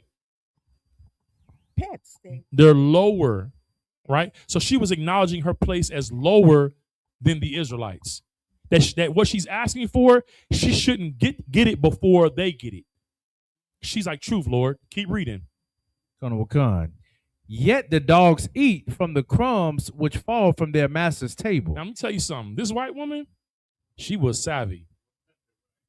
Let me tell you, this was a smart white woman. She not only was she wise, but she had a mouth of grace. She knew how to talk to a man to get what she wants. She was very intelligent. This is a very wise white woman. We have to give her credit because, truth, Lord, I'm a dog, but even the dogs eat the crumbs from the master's table. You know what I'm saying? What they say, the most subtle beast of the field? She was subtle. But what she said, that's why Christ, look, man, you gotta understand, Christ ain't no sucker. He recognized game. She got a mouth on her. Is it true that dogs eat from the crumbs under the children's table? So not only did she acknowledge her place, but she also said, I know my place, but I also know what a dog should get. Crumbs. At least a crumb. Keep reading. Going with concert, verse 28. Then Yahushua answered and said unto her, O woman, great is thy faith. What? Great is thy faith. Uh-huh. Be it unto thee even as thou wilt. And her daughter was made whole from that very hour. Now, the Lord said, great is thy faith. What does that mean? And why would he say that in front of Israelites? When we know that he was only sent to Israel, right? And faith is what's associated with Israel. Why did he say, oh, woman, great is thy faith? Because when Christians read that, they make it seem as like she's part of us. She's part of the faith. But what is Christ really saying? Go ahead, priest. Anybody in the chat too, if you could. Just chime in, please. Go ahead. Basically, Yahushua was saying, y'all see this woman? Y'all see this faith she got? Y'all ain't even got as much faith as she got. Give that brother a hand. Now, listen, let me tell you something, Kahanga Bar. I ain't gonna let you off easy, brother. You have to explain that. Because what you said is absolutely the right answer, but you gotta explain. What is he really saying? He was just telling a woman, like, even though she knew her place, even though she knew she was a dog, even though she knew that she should get crumbs, she still had faith, you know what I'm saying, in Yahushua, even knowing her place. She still believed in him. No, that is not it. Go ahead. You was there. You was right there. Go ahead, sis. I think she recognized who he was and his purpose. Yeah, she had to recognize who he was to recognize what she is, right? Anything in the chat? Concert. Go ahead. Sister said she was working hard for them crumbs. Somebody said her. That is true. You give him a hand. Give her a hand. She was working hard for them crumbs. I mean that's what Blacks, Latinos, and Native Beings. That's what we doing. We working hard trying to make what is that? Rub two nickels to get $1 out of it. We working hard for crumbs right now too, right? She was working hard, but that's not what Christ was talking about. Got a few more answers in the chat. Go ahead. Somebody said her belief in his ability was strong. Somebody says because we were lacking faith, and he used her as an example. And example? Who said that? I don't know what this is. I am. That's her. I don't know who that is. That's her. Well, I am her. Whoever that is, sis, whoever you are. I hope it's a sis saying that. Whoever you are, you're very, very close. And Kahanga Bar was close in the beginning. Is there any more answers? Because if not, I'm gonna go ahead and just give it for time's sake. One more said a young man said she knew her place. Yes, that's true. That's we've already established all that. What Kahanga Bar and what this sister said is all true. This is the point. Kahanga Bar said in the beginning. He said it to her with all the Israelites around because the disciples were there too. And he gave a woman that it was not of his nation and said, how great is your faith? And Kahanga Bar said it like, look, she got more faith than what? Than y'all. She had more faith in being a dog than you have in being God's chosen people. And that's what we battle every day at camp. When we go out to camp and tell people that you're the chosen people of God, they like, huh? I mean, nah. But this white woman had more faith in her being a dog than the children of Israel had in being the chosen people of God. That's what he was saying. That this white woman got more faith in being in the lowest and having the knowledge of God that she's the lowest on the earth than you have an understanding that you're above all nations of the earth. It was an indictment against our people. It was, you know how it says, I'm going to provoke you to jealousy with the people that are no people? That's what he was doing. He was trying to provoke us like, damn, you trying to say this white woman got more faith in being a dog than I do in being a son of God? It was to make people be like, damn, I need to get it together. You know how black folks is when white people say we're the chosen people? Black people like, ooh, the white people said it too. So when your brother tell you that you're the chosen people of God, is get a job. Or y'all out here preaching hate. Then when a white person says, no, they right, y'all are the chosen people of God. Oh, I should go look it up. I should do some research. Right? Christ is like, your own brother is coming to you to tell you this truth, and this white woman knows and has faith in the truth. Listen, don't we want all people of all nations to receive the gospel? We want all nations to receive the gospel. Captain Katazai said this in a battle at the Freedom Circle in the Alamo in San Antonio. He was dealing with our brother. And the brother was saying that, no Jew or Gentile, no Greek or Jew, all that. The same things they always run to. And he says, I'm paraphrasing, but the black dude says to Captain Katazai, he says, so you telling me if these white, because like 3 white boys is walking by, if these white boys over here believe in their heart and believe on Christ, that they can't be saved? Captain Katazai said, if they believed on Christ in the gospel, they would know that they can't be saved. Give Captain Katazai a hand. You know what I'm saying? Give him a hand. You understand? We want everybody to believe and receive the gospel. Let me tell you something. That Greek woman, she received the gospel. And in her receiving it, like the young man said, she knew her place. And all Christ was saying was, I wish my people knew their place. Go ahead. And then can you say it even got deeper than that? You know what I'm saying? With him, telling her like, hey, this woman got more faith because he turned around and made her daughter whole. You know what I'm saying? And they looking at it like, how you gonna heal this? You know what I'm saying? Dogs, right. You know what exactly. And that was the faith. The faith was, she asked him based on he did what she said based off of, he did what she asked based off what she said. Now I think the sister put in Mark too, right? Yeah. Let's read that too. This is the book of Mark, chapter 7 and verse 26. The woman was a Greek, a Syrophoenician by nation, and she besought him that he would cast forth the devil out of her daughter. Right, she probably whoever this Greek woman was, her husband probably had touched her daughter. You know what I'm saying? Sexually assaulted her and put a demon on her.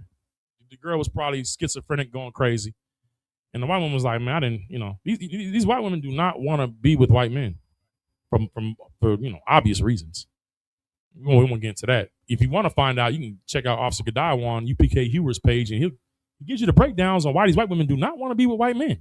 Now we don't, we don't want y'all. His question, points to that. We don't want white women at all. We don't want you. We don't want you around us. But white women are in a horrible, terrible condition right now because they are forced to be with men who don't want them. They want children. Right, because they have, what's the word? They have, yes, they are child sexual assaulters because they have, unamazing penis sizes that they feel like because they're so, miniature in stature, like how Obadiah said, I've made you small amongst the heathen. They feel like because they're so small that they should put that in children and instead of their women. Right now, white people their death rates are outgrowing their birth rates because the men, instead of going into their women and making babies, all this, white power, where's the power to get your woman pregnant? White supremacy, well, how come you can't get that supremacy into your woman's stomach and produce children? What's going on? You want to put it in animals, dogs. You even have your women sleeping with dogs because you're going up in farms, sneaking in farms, and going behind horses and putting your insignificant rod in horses and sheep and pigs instead of where it belongs in a white woman. So what happened was Abiar is that whoever her husband was probably touched the daughter and the daughter got a demon. What you about to play, brother? Oh, okay. I thought you were about to say something to the point. No sweat. It is to the point? No, it was just going into the decline of birth rate. Okay, no sweat. Yeah, so that's why she's coming. And listen, I think Kat played a video like 3 weeks ago about how white women tell their children, if you're in trouble and you're alone, go find a black man. So this white woman was in trouble.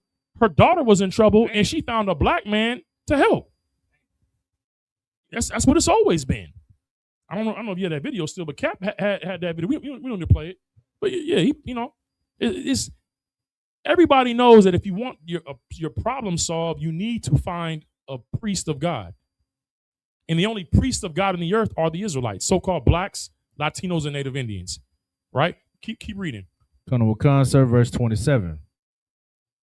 But Yahushua said unto her, let the children first be filled, for it is not meet to take the children's bread and to cast it unto dogs. Right. Verse 28. And she answered and said unto him, yes, Lord, yet the dogs under the table eat of the children's crumbs. Right. And he said unto her, for this saying, go thy way. The devil is gone out of thy daughter. Listen, man. He said, for this saying, because you acknowledge that you was a dog, I'll give you the crumb. She didn't receive salvation. She received a crumb, a blessing. It was nothing to the Lord. Yeah, all right, go away. Go your way. Because you know your place in this society where you're considered a king and queen in the earth. Ain't that what we read in, what was that, 49 and 28? Is that Genesis 49, 28? Kings and queens, thy nursing mothers and fathers. Isaiah 49, right? Read that real quick. The reason why Christ, it's like when white women and white men kiss our boots. They are the rulers in this society. They're the top of society. When they humble themselves down and kiss our boots, we say, give them a hand. It's something that is notable in this society for a person who is at the top of society to humble themselves down to the children of the slaves. That's something that's notable.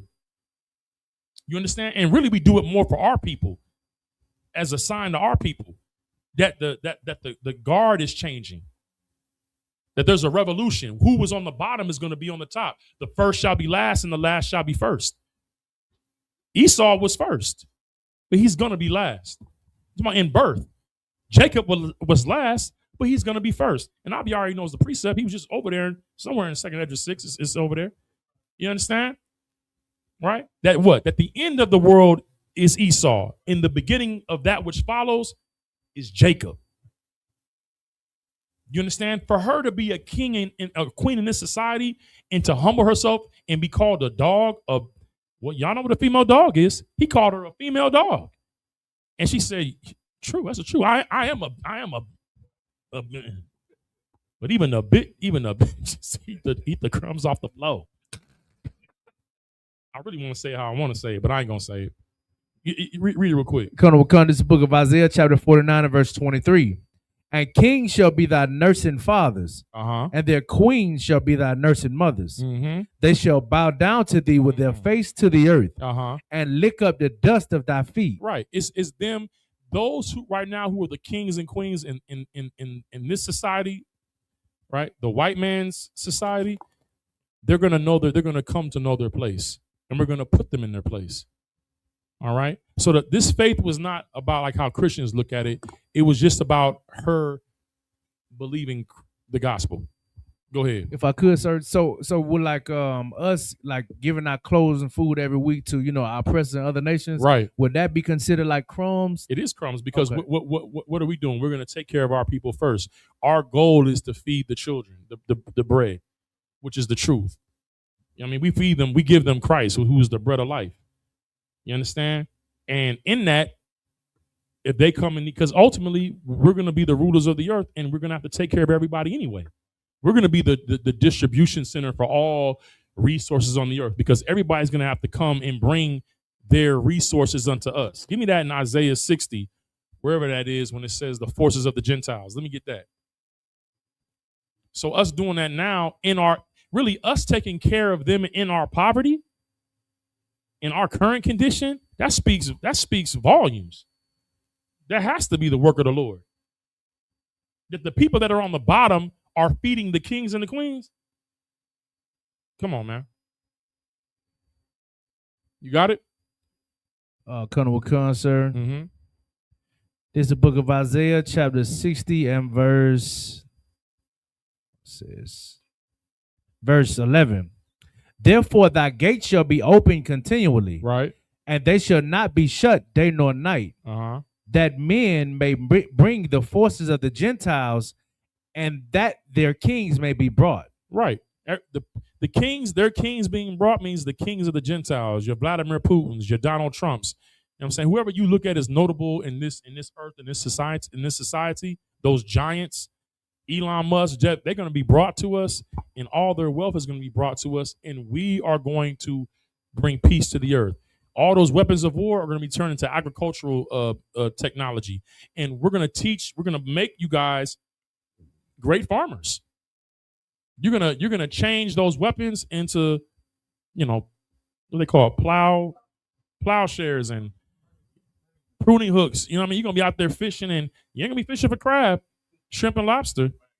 It's gonna be flounder and carp, trout, bass, and all of these foul, abominable mussels and oysters and clam. They're going to be in the ocean, purifying the ocean. Think about that. We got to buy filters for our water because they want to eat the filters. This is what happens when the white man's in charge. But in God's world, God's society, the people who are ruling, who are nothing, they'll be put back in their position. They will be nothing. They will be ruled by whom the Lord chose, and the earth will be put in order. All right. Go ahead, Art. To this point, I believe this could be a precept. You can correct me if I'm wrong. Book of Isaiah, chapter 2 and verse 1. The word that Isaiah, the son of Amos, saw concerning Judah and Jerusalem. Verse 2. And it shall come to pass in the last days that the mountain of the Lord's house shall be established in the top of the mountains. Okay. And shall be exalted above the hills, and all nations shall flow unto it. Yeah. I think Isaiah 60 is more to the point of the kings being brought in, but that is true. Meaning that all the nations are going to look unto Israel as the governing nation. Any other questions, Abiar? Colonel Khan, sir, got a few more. Mm-hmm. All right. Sister said, Salakia, sir, if I could get a breakdown of Ezekiel 37 and 3. Let's get it. Is it talking about the resurrection and restoration of a nation? Okay. This is the book of Ezekiel, chapter 37 and verse 3. Mm-hmm. I start at verse 1. The hand of the Lord was upon me and carried me out in the spirit of the Lord and set me down in the midst of the valley, which was full of bones. Right. And caused me to pass by round about. Mm-hmm. And behold, there were very many in the open valley, and lo, they were very dry. Verse 3. And he said unto me, Son of man, can these bones live? And I answered, O Lord God, thou knowest. Right. This is, I think I might have went into this last week, but at any rate, this is what we were dealing with earlier about bones. This is a vision that the Most High gave Ezekiel, and he put him in a valley of dry bones. These bones represent family. It's Ezekiel's family. It's your family. If you're a so-called Black, Hispanic, and Native Indian, it's our family. It's like going through the projects and you see prostitutes walking the strip. You see brothers on the corner selling drugs. You see drug addicts buying drugs. You see drive-by shootouts, right? You see, in the project buildings, it's domestic violence, it's sexual assaults, it's children getting molested. You see the child molesters. You see brothers that snitch coming out of jail, right? It's the condition of our people where basically the breath of life is not there. You know what I'm saying? The bones are there, but we're scattered across a valley. Bones aren't in a body aren't just put together. They're connected with muscle. They're connected with sinew or like tendons or cartilage. You understand? They have flesh. We weren't a whole body. We were just scattered family. It's like I seen a video where they have ice in the Dominican Republic, but it's for Haitians. and they ran up on some Dominicans that were very dark, and they assumed that they were Haitians. So it was like, Dominican, what you would call Hispanic looking Dominicans ran up on dark skinned Dominicans, and they hold them there like how ICE do. And then the dark skinned Dominicans just start talking Spanish, like, hey, Dominicano, da da da da, no, da da da da. And they moving their head and like, yo, Dominican, and they're like, oh, okay. And they holding on to him like, but they hear him speaking Spanish, like, y'all not hate? No. What you mean? Why? Because they basically saying why? Because we're black. And you can see the racial, right? This is a valley of dry bones. They're all family, but they're not together. They're not connected. They're looking at each other like they're ops. And when I saw that, it broke my heart. I'm like, damn, bro. Like, we destroyed as a people. We got a lot of work to do. So what was her question again? So her question was her question was this about a nation being resurrected? Yes, this is the beginning of the vision of the nation being resurrected. It's the beginning of that vision. And the Lord is showing Ezekiel the condition of so-called blacks, Hispanics, and Native Indians living in this valley. A valley is like a low place. It's like when Kahan read Genesis 2:7, it said he formed man out the dust of the earth. The dust is not the dirt. It's the space above the ground. It's a low state. And a valley is not a mountain. The brother just read about the mountains of the mountains. The house of God will be on the mountains of all the mountains of the earth, right? A mountain is a high place. It's a high position. The valley is the low position. And that's where we are. That's our condition. We're in a low state, a low place. And the Lord asked Ezekiel, can these bones live? This family that you see that's destroyed, can they live? The only way they're going to live is that they receive the breath of life, God's laws, statutes, and commandments. Give me to where it says a standing army, or the prophesied and then the standing army. You know what I'm saying? That's why we go out, every week under Commander General Yohana, and we prophesy to the four winds. Why? Because our people are scattered. Our family is scattered all over the earth. Before that, give me James 1:1 real quick. Just read that real quick.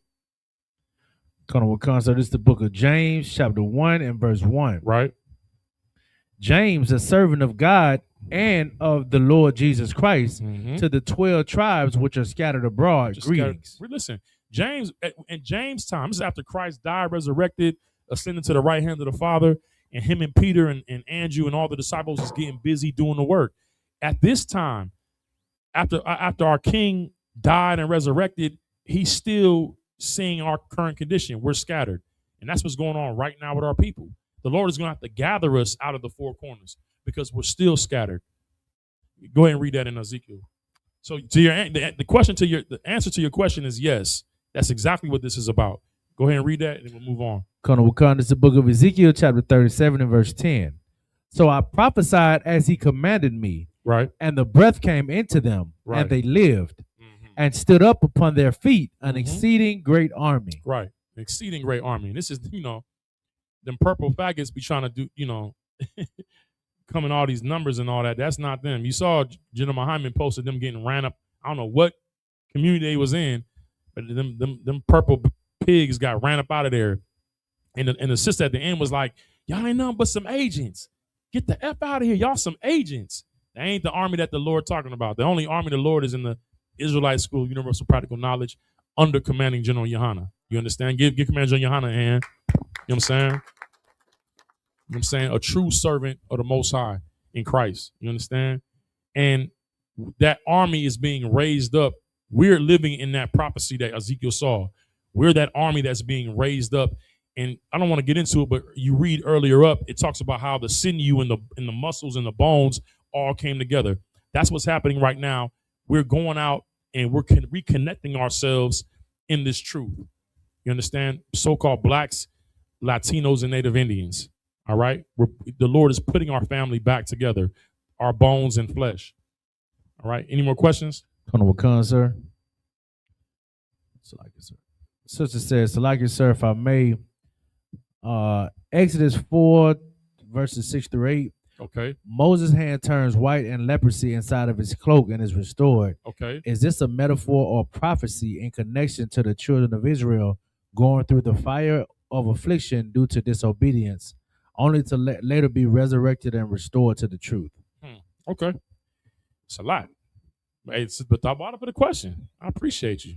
All right. We need them questions. Let's get it. This is the book of This is the book of Exodus, chapter 4 and verse 6. And the Lord said furthermore unto him, Put now thine hand into thy bosom. And he put his hand into his bosom, and he took it out. Behold, his hand was leprous as snow. And he said, Put thine hand into thy bosom again. And he put his hand into his bosom again, and plucked it out of his bosom, and behold, it was turned again as his other flesh. Okay. Verse 8. And it shall come to pass, if they will not believe thee. If they will what? If they will not believe thee. So that gives us an indication of what's going on. Her question was this a metaphor or an analogy or a prophecy? The answer is no. This is not a metaphor. It's not a prophecy. It's not an analogy. This is what's happening. And the answer to why he's doing this is in what the brother just said. He said, if they do not what?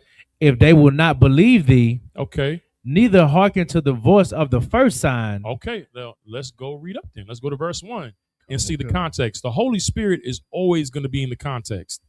If you ever want to know what what our records are talking about, a scripture or a precept, it's always a good policy to go up about 3 verses for the context or to the top of the chapter. That's always a good policy.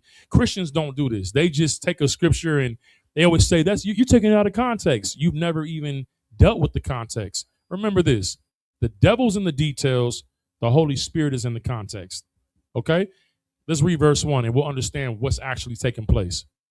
This is the book of Exodus, chapter 4 and verse 1. And Moses answered and said, But behold, they will not believe me, nor hearken unto my voice, for they will say, The Lord hath not appeared unto thee. So what Moses is dealing with is this. The Lord has told Moses he has to go to Egypt and to tell Pharaoh to let God's people go.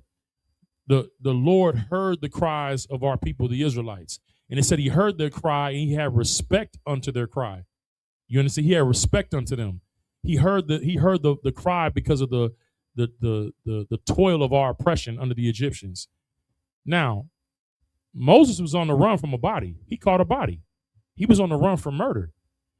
But so not only was he a fugitive, but he also was raised in Pharaoh's house.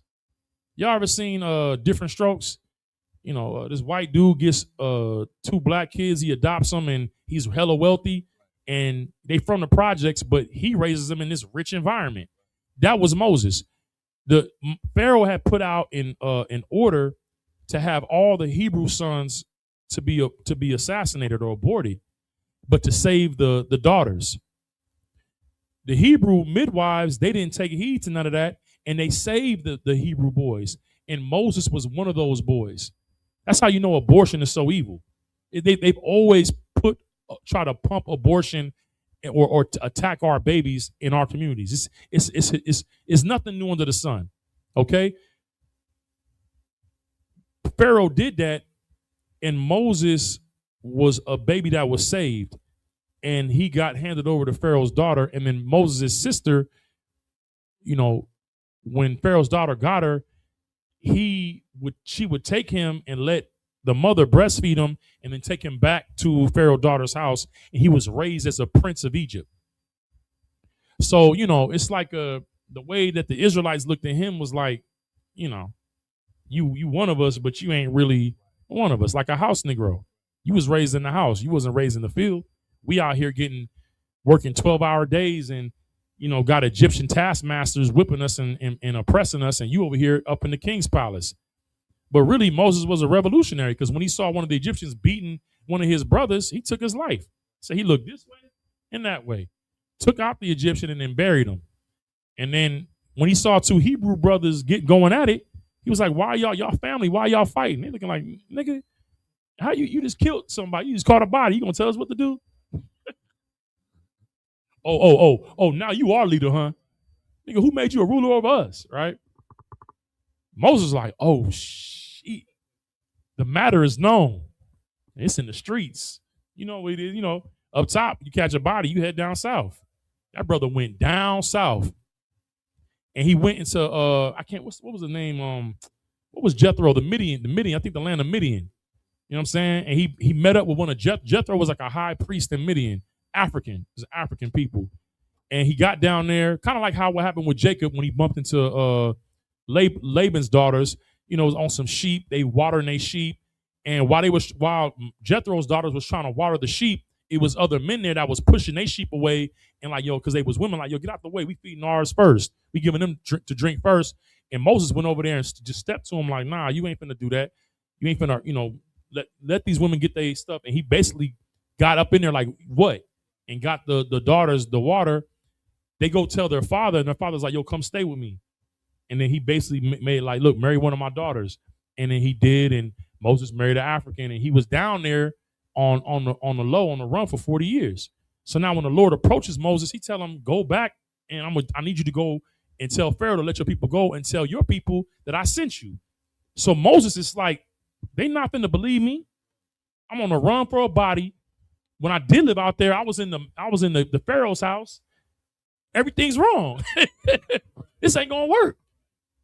So what you see happening is the Lord is saying, look, do these signs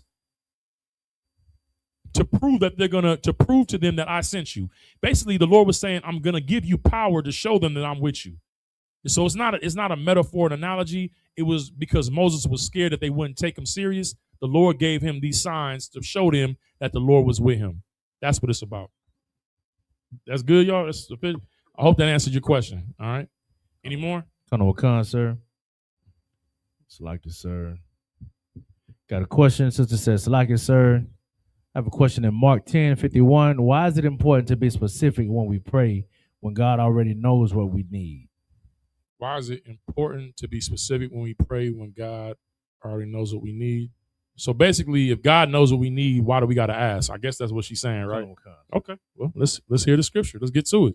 It's the book of Mark, chapter 10 and verse 51. Mm-hmm. And Yahushua answered and said unto him, what wilt thou that I should do unto thee? The blind man said unto him, Lord, that I might receive my sight. Okay. Let's go up some verses for some context. It's the book of Mark, chapter. Just with the beginning of where this encounter with this blind man.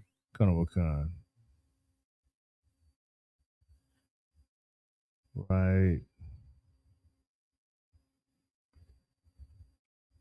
Verse 46. Okay. And they came to Jericho as he went out of Jericho. Jericho? Man. Okay. That's crazy. As he went out of Jericho with his disciples and had a great number of people, blind Bartimaeus, the son of Timaeus. What was his name? Bartimaeus. That sounds like a Roman name, don't it? Y'all always try to say, like, they always go to the New Testament and talk about Timothy and Lydia, right? You got brothers out here named Timothy right now. Bartimaeus is definitely a Roman name. All that show you, it's like when you see a brother named, give me a good white name, Aiden, or Hunter or something. If you see or even a last name like Thurgood Marshall, that ain't no, you know what I'm saying? Like that mean that Thurgood's parents or was on the plantation of the Marshalls. Thurgood, he was a black man, but he had a white name.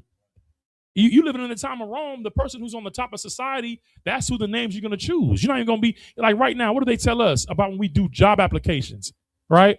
They hate when we name our kids like, black names, right? Portia and or them long names. Shaniqua. Don't do that. You're going to ruin her ability to get a good job, right? They want us to give them names like, I don't know.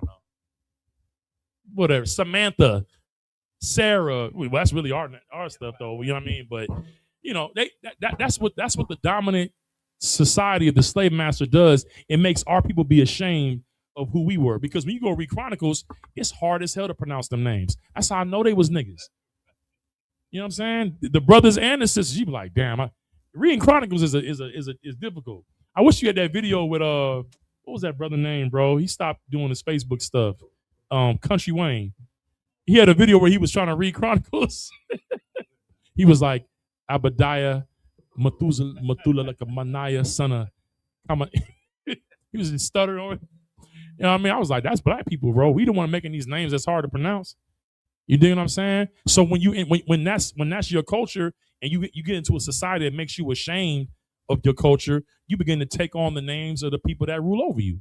So Bartimaeus, that ain't no Hebrew name. That's a Roman name. Keep going. Colonel Wakan, sir. The son of Timaeus. Oh my God, his father got the Greek Roman name too. Right. Timaeus. Go ahead. Sat by the highway side begging. Okay, so they're coming out of Jericho. He got his disciples and people that's following him, and it's a blind man on the highway crying out. What's he saying? And when he heard that it was Yahushua of Nazareth, he began to cry out and say, Yahushua, thou son of David, have mercy on me. I'm gonna be real with y'all. This is a cut. This is a cut to Jesus is God. This is a cut to the virgin birth. This blind man, a brother who cannot see, said, thou son of David. Why would he say that? To call him the son of David means that he had to come from what? David's lineage. Right? And really, what this brother is doing is damn near what the white woman was doing. She knew who he was. Because to be of that lineage means that you should be what? If he called him the son of David, what is he saying that he should be? Anybody? The son of Joseph. Yeah. But what is being a son of David? What is actually in the video? It's heavy. The video when IUIC got ran off, the brother who's recording it, what did he say? He said, y'all don't even know about the throne of David. Now, you kind of gave it away, Ak. No. But I asked you though. I ain't mad. It's okay. But you understand what I'm saying, right? If I'm gonna give you another shot, Kahanga Bar. He called him the son of David. What does that mean that he recognizes him as being a son of David? He should be what? From the throne of David. Right. What's the throne for? A king of the Jews. A king, not a king. Like a king. A king. He should be king. He recognized from his bloodline the authority that comes with that. Because for you to be a son of David, what did the Lord promise David? That what? You'll never miss a man to sit on the throne. That's why that brother was like, y'all don't even know the throne of David. Y'all don't even understand that. I don't know what he was talking about. I mean, I know what he said was the truth. I don't know what his context was, but that was real what he said. Right? So this blind man who can't see said, thou son of David. Keep reading. Colonel Wakan, sir. Have mercy on me. Right. And many charged him that he should hold his peace. When it says, read again. And many charged him that he should hold his peace. When it says charge, to charge means they were saying, yo, be quiet, like trying to give him orders. Yo, quiet. Basically, like you're not important. He has other business. Just be quiet. Keep reading. But he cried the more a great deal. So he disregarded everything they had to say. Hey, Yahushua, thou son of David. He got louder. He turned up. Keep going. Thou son of David, have mercy on me. Right. Verse 49. And Yahushua stood still and commanded him to be called. Right. So Yahushua is walking. He had the disciples around him, and then it's a crowd around him. Kind of like the streamers. You be seeing A, B, and Dean. Then it's like the cameras around them and those with them, and everybody else following them, right? So Christ is in the middle. He's like, hey, go tell the brother to come here. So he stopped from what he was doing. The disciples go and do what? And they called the blind man, saying unto him, be of good comfort, rise, he calleth thee. Okay. He's like, hey man, he said you could pull up. What happened? And he, casting away his garment, rose and came to Yahushua. That brother got up. Because you know how you feeling. All the haters was like, hey man, shut up. He like, nigga, he threw off that coat like, bah. Right. He walking like, he can't even see me. He just like, you know what I mean? He 10 feet tall. He walking through the crowd like, yeah, you know what I mean? Yeah, nigga, you know what I mean? Read. Verse 51. And Yahushua answered and said unto him, What would thou that I should do unto thee? So Christ asked him, what you want from me? Now, I don't know. The sister asked the question. I don't want to assume anything. I ain't doing no reality therapy. But I'm assuming she's saying because he was blind, it must have been obvious that that's the issue. Right? So why ask him if he could tell that he's blind? Why say, what do you want from me? That's a good question. It's an excellent question. I'm going to tell you why. Because what's obvious to God ain't always obvious to us. In the UPK, right, people come to us for a lot of things, right? They'll come and we say, how can I help you? What do you need from me? Why? Because it might be obvious to us what you need, but we got to see, is it obvious to you what you need? So it's the same with the Lord. The Lord can see what you need, but he got to understand. He got to first know, do you know what it is? You dig what I'm saying? What do I mean? We'll be out here sometimes in front of the school. People come to us and say, hey, man, can I get a few dollars? We'll be like, okay, what you need? How can I help you? Oh, man, I'm hungry. Oh, we got some food on the inside. Oh, no, man. I don't want no food. Brother just said he was hungry. Okay. No. I'm trying to get something to drink. Oh, you thirsty? Yeah, I'm thirsty. I need to get something to drink. Man, let's give me a few dollars. We got some water in there. Oh, I want no water. Okay. Well, how can I help you? Oh, man, I just need a few dollars. Brother, we got water and food if you needed this in here. You dig what I'm saying? Now, they came asking us for something. We know what they need, but it ain't obvious to them because they really want something else. Now, you see homeless people out here and you feel like the issue is just doing what? If they're homeless, what do they need? What do you think is obvious? Go ahead. Shelter, somewhere to stay. Somewhere to stay, right? But now, is the answer just putting them in a home? Because if we put them in a home and they're a drug addict, are they gonna be able to stay in the home? No. So we gotta ask them, what do you need? It's obvious to us, but is it obvious to them? We have to hear what they need to be able to do what? To see where they're at. Because I can help you, but I may not be able to help you. Because you don't want what? The help. My help. That's why. And the Lord is the same way. It's like your kids, right? Our kids, we gonna have breakfast, lunch, dinner, right? The kids come crying. We want our kids to say, what do you want? Why? Well, I want something to eat. Then you just eat? Well, I want some candy. No.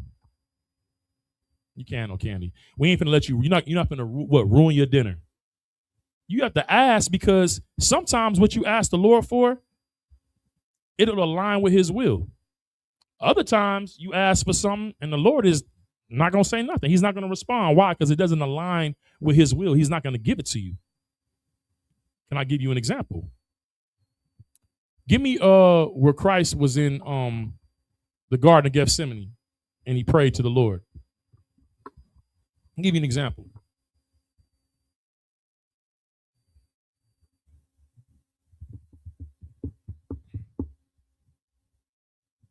It's not about being specific, like the Lord is like a genie lamp. You get to rub the lamp and you got to be specific to manifest, because the universe is going to respond the more specific you are in your visualization and imagination. It ain't that. You understand? It's more about, is the thing you're asking for, does it align with the Lord's will? It's more about that. You got that? Go ahead. Then cometh Yahushua with them unto a place called Gethsemane, and said unto his disciples, sit ye here while I go and pray yonder. Right. And he took with him Peter and the two sons of Zebedee. Which was, I want to say that was the two sons of Zebedee, is James and John. All right, go ahead. And began to be sorrowful and very heavy. He was in pain, bro, because he knew he's about to go through some shit. He's finna go through hell. Like, he's about to get handed over to these devils, these crackers, these white men, and get tortured.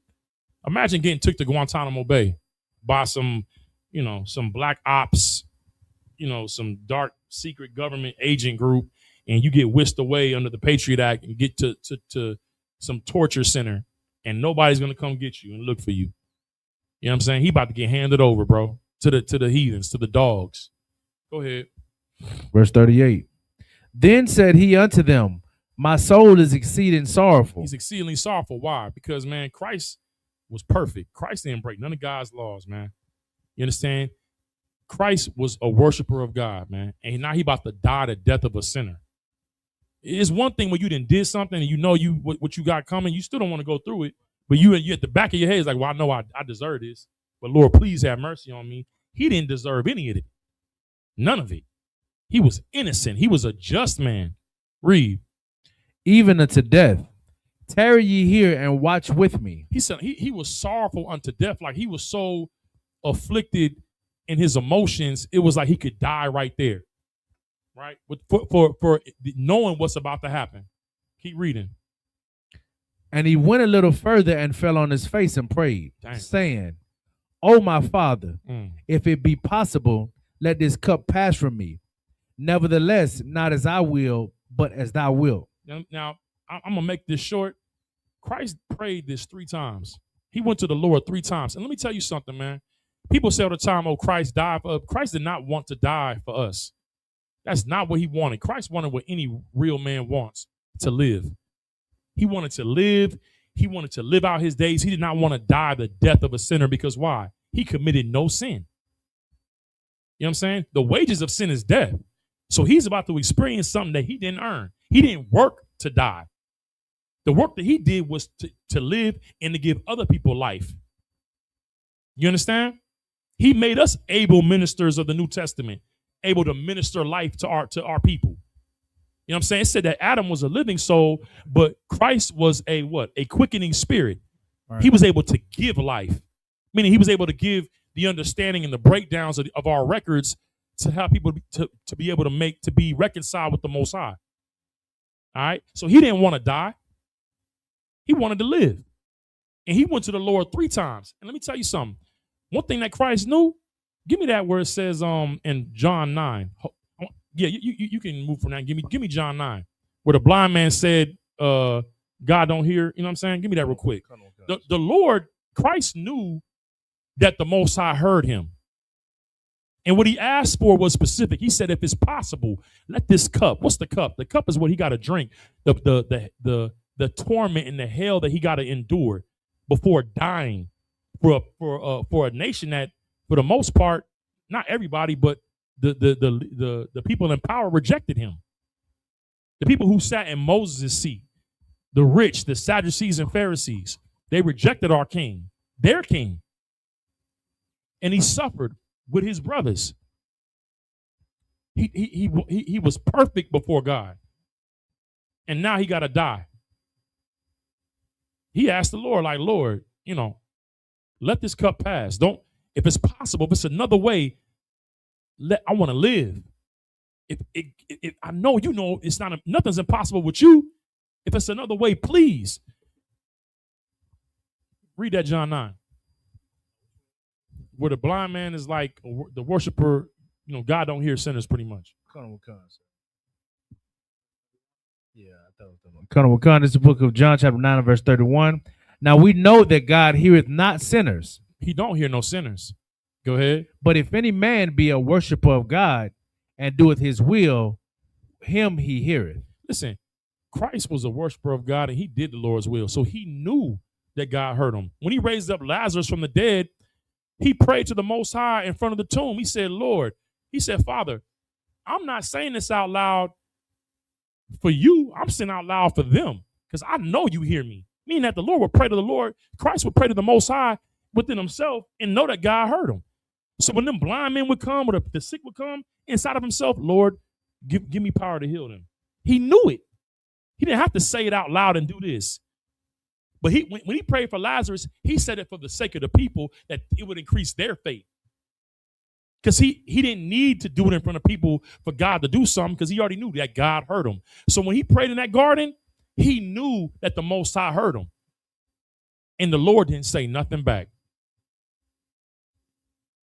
He didn't say anything back. You know what that meant? I ain't got nothing to say. I hear you. And I ain't giving you no, I ain't changing I ain't budging. So that's when he said, nevertheless, not my will, but your will be done. You can ask. And if it lines up with the Lord, then, you can get it. Give me that in 1 John where it says that we know that he hears us. And if we ask, give me that, and then we'll close out on that. The reason why you have to ask is why you have to ask, even though it looks obvious what you need, is because Christ went into some cities and they didn't believe, and he couldn't do many miracles. He saw what the issue was.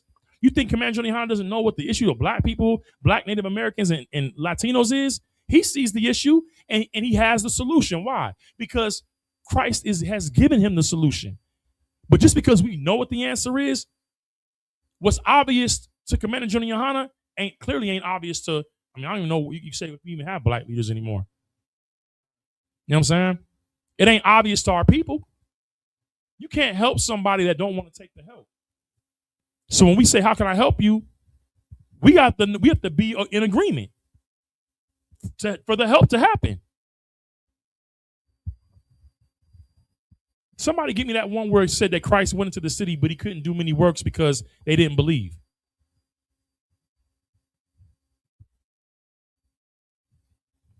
No, I think Yahya got that. Yeah, where Christ, when it said Christ could not do many miracles because he went to a city and could not do many miracles because they didn't believe. You read what I got you. Colonel Wakan, sir, this is the book of 1 John chapter 4 and verse 6. So like verse 5, I started verse 5. They are of the world, therefore speak they of the world, and the world heareth them. Verse 6. We are of God. He that knoweth God heareth us. No. It should be 1 John. And is that where it says that who does, if you ask, we know that he hears us if we ask anything according to his will. Oh, that's what I'm talking about. Salakia. I think that's it could be in 1 John 4, but that ain't what you're reading. That ain't it. Let me see. And get that one for me, Yahya or Kahanga Bar, whoever get it first. And then we're going to close out.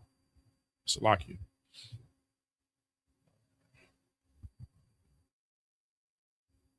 See, ain't no sweat. See,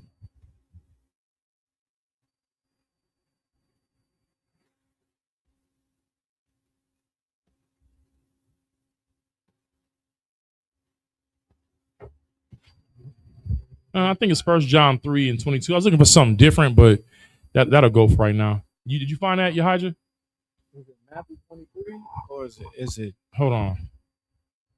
You got the one I said 3 and yeah. I think that's the one. Give me that 5 and 14. I think that's it. Colonel Wakan, sir, this is the book of 1 John chapter 5 verse 14. Thank you. And this is the confidence that we have in him. Christ had confidence. Why? Go ahead. If we ask anything according to his will, he heareth us. Mm-hmm. That's it. He didn't hear Christ because it wasn't his will that Christ should not die. So why he didn't respond. You understand what I'm saying? Did you find that, Yahya? I think it's Mark 6 and 10, if I could. Let me see. No, Matthew 13:58. Matthew 13. Matthew 13 and 58. And just go start in verse 57 or 56. Khan. It's the book of Matthew chapter 13 and verse 56. And his sisters, and they not all with us? Are they not all with us? Salakia. Whence then hath this man all these things? Verse 57. Right. So basically, read the verse above that. Read 55, because I think it's talking about the people in his own town that didn't believe.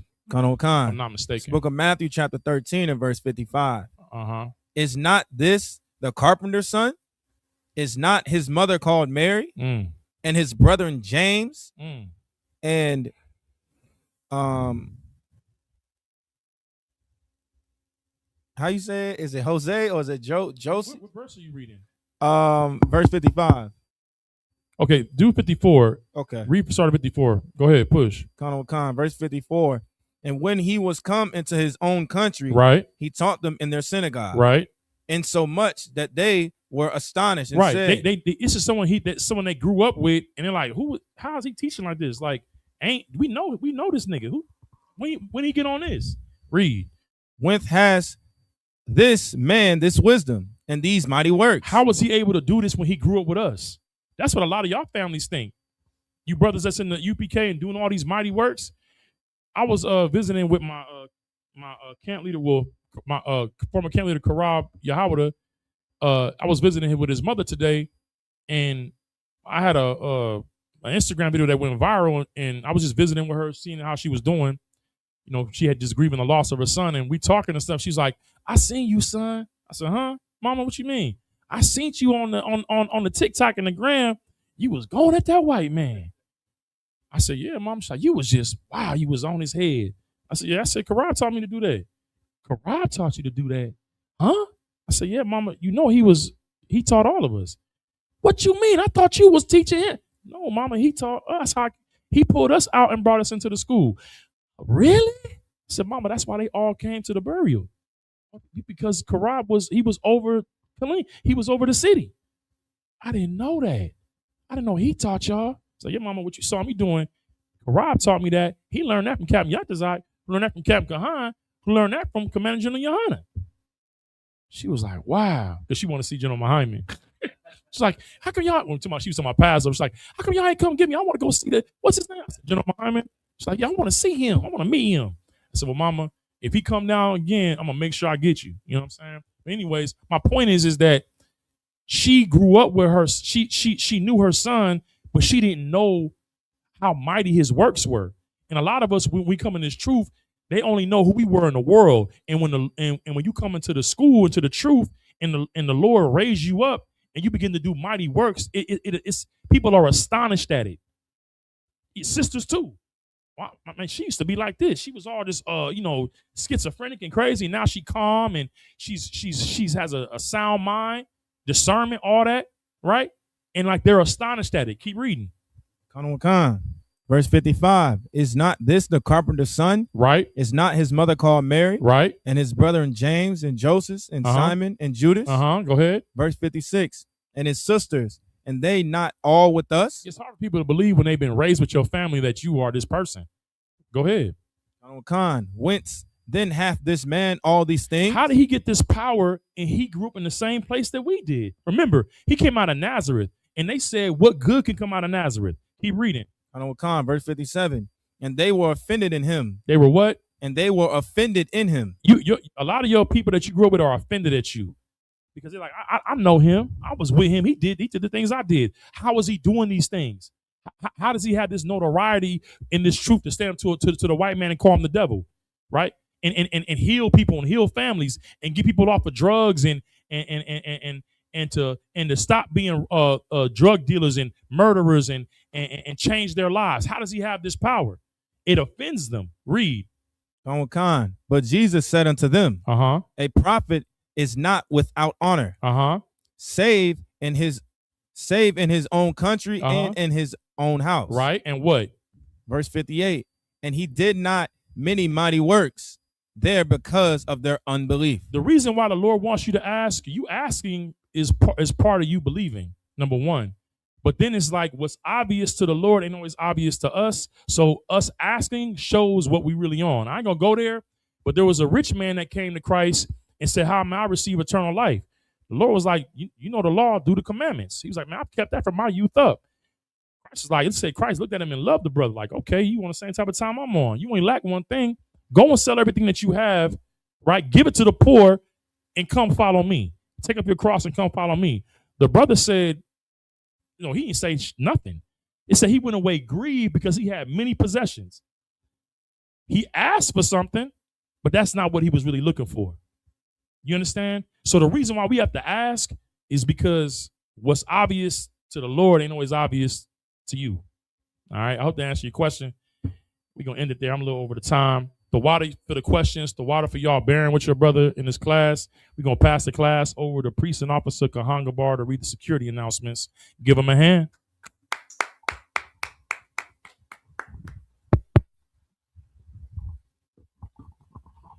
Hey, Salaki Yawa Ash, brother, you can, if you could, Cap is teaching tomorrow on Wednesday, and we'll definitely address that question. It's not. It's a supporting precept. Oh, Salaki. Okay, I didn't want the brother to think we was. You know what I mean? I need to post the calendar right. This is the ISUPK security announcements. We are the ISUPK, started out of 1 West, 125th Street, Harlem, New York. Rule for new brother and sister. When a new brother or sister comes into the school, they are off limits for 6 months. They are to be saluted only. They are here to shed themselves of the world. If they need transportation, the teacher will arrange it. After 6 months, if a brother or sister has an interest in a particular person, he or she must get permission from the head to speak to a brother or sister. There is another 6 months in which the brother and sister will court each other. After this 6 month period, the brother and sister will get permission from the head to marry. Tithes, which is a commandment, Numbers 18 and 21.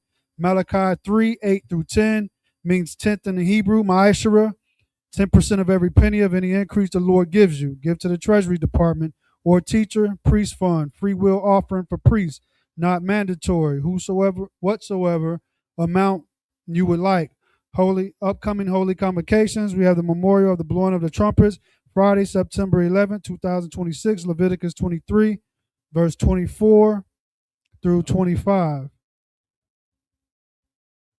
Remind Akim and Akwa to check the bulletin board in the hallway if anyone wants to be a trooper in the school to start wearing all black boots, shirts, pants, headband, and scarf. That will complete the ISBK security announcement. All right, with that, I Mijam, which means to stand. Courtesy salute. Men of Israel, I Mijam Shabbat, I Mijam Barak. Yahweh Ba'ashem Yah Shai Brakatah, Yajamatah, saw her turn face the sister. Men of Israel, I Mijam Shabbat, I Mijam Barak. Yahweh Shamar Latham Ba'ashem Yahweh Shai.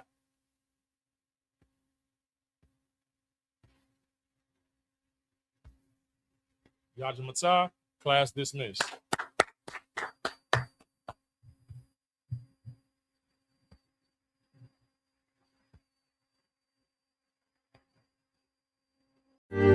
Because when I found this truth,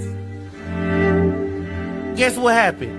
I put my birthday away. When I found this truth, I put the drugs away. When I found this truth, I quit whoring my sisters. When I found this truth, I started becoming a better man and a better person. Because now I know I'm on that narrow path. Now I know I'm on a righteous path. Now I know what I'm doing is going to get me somewhere.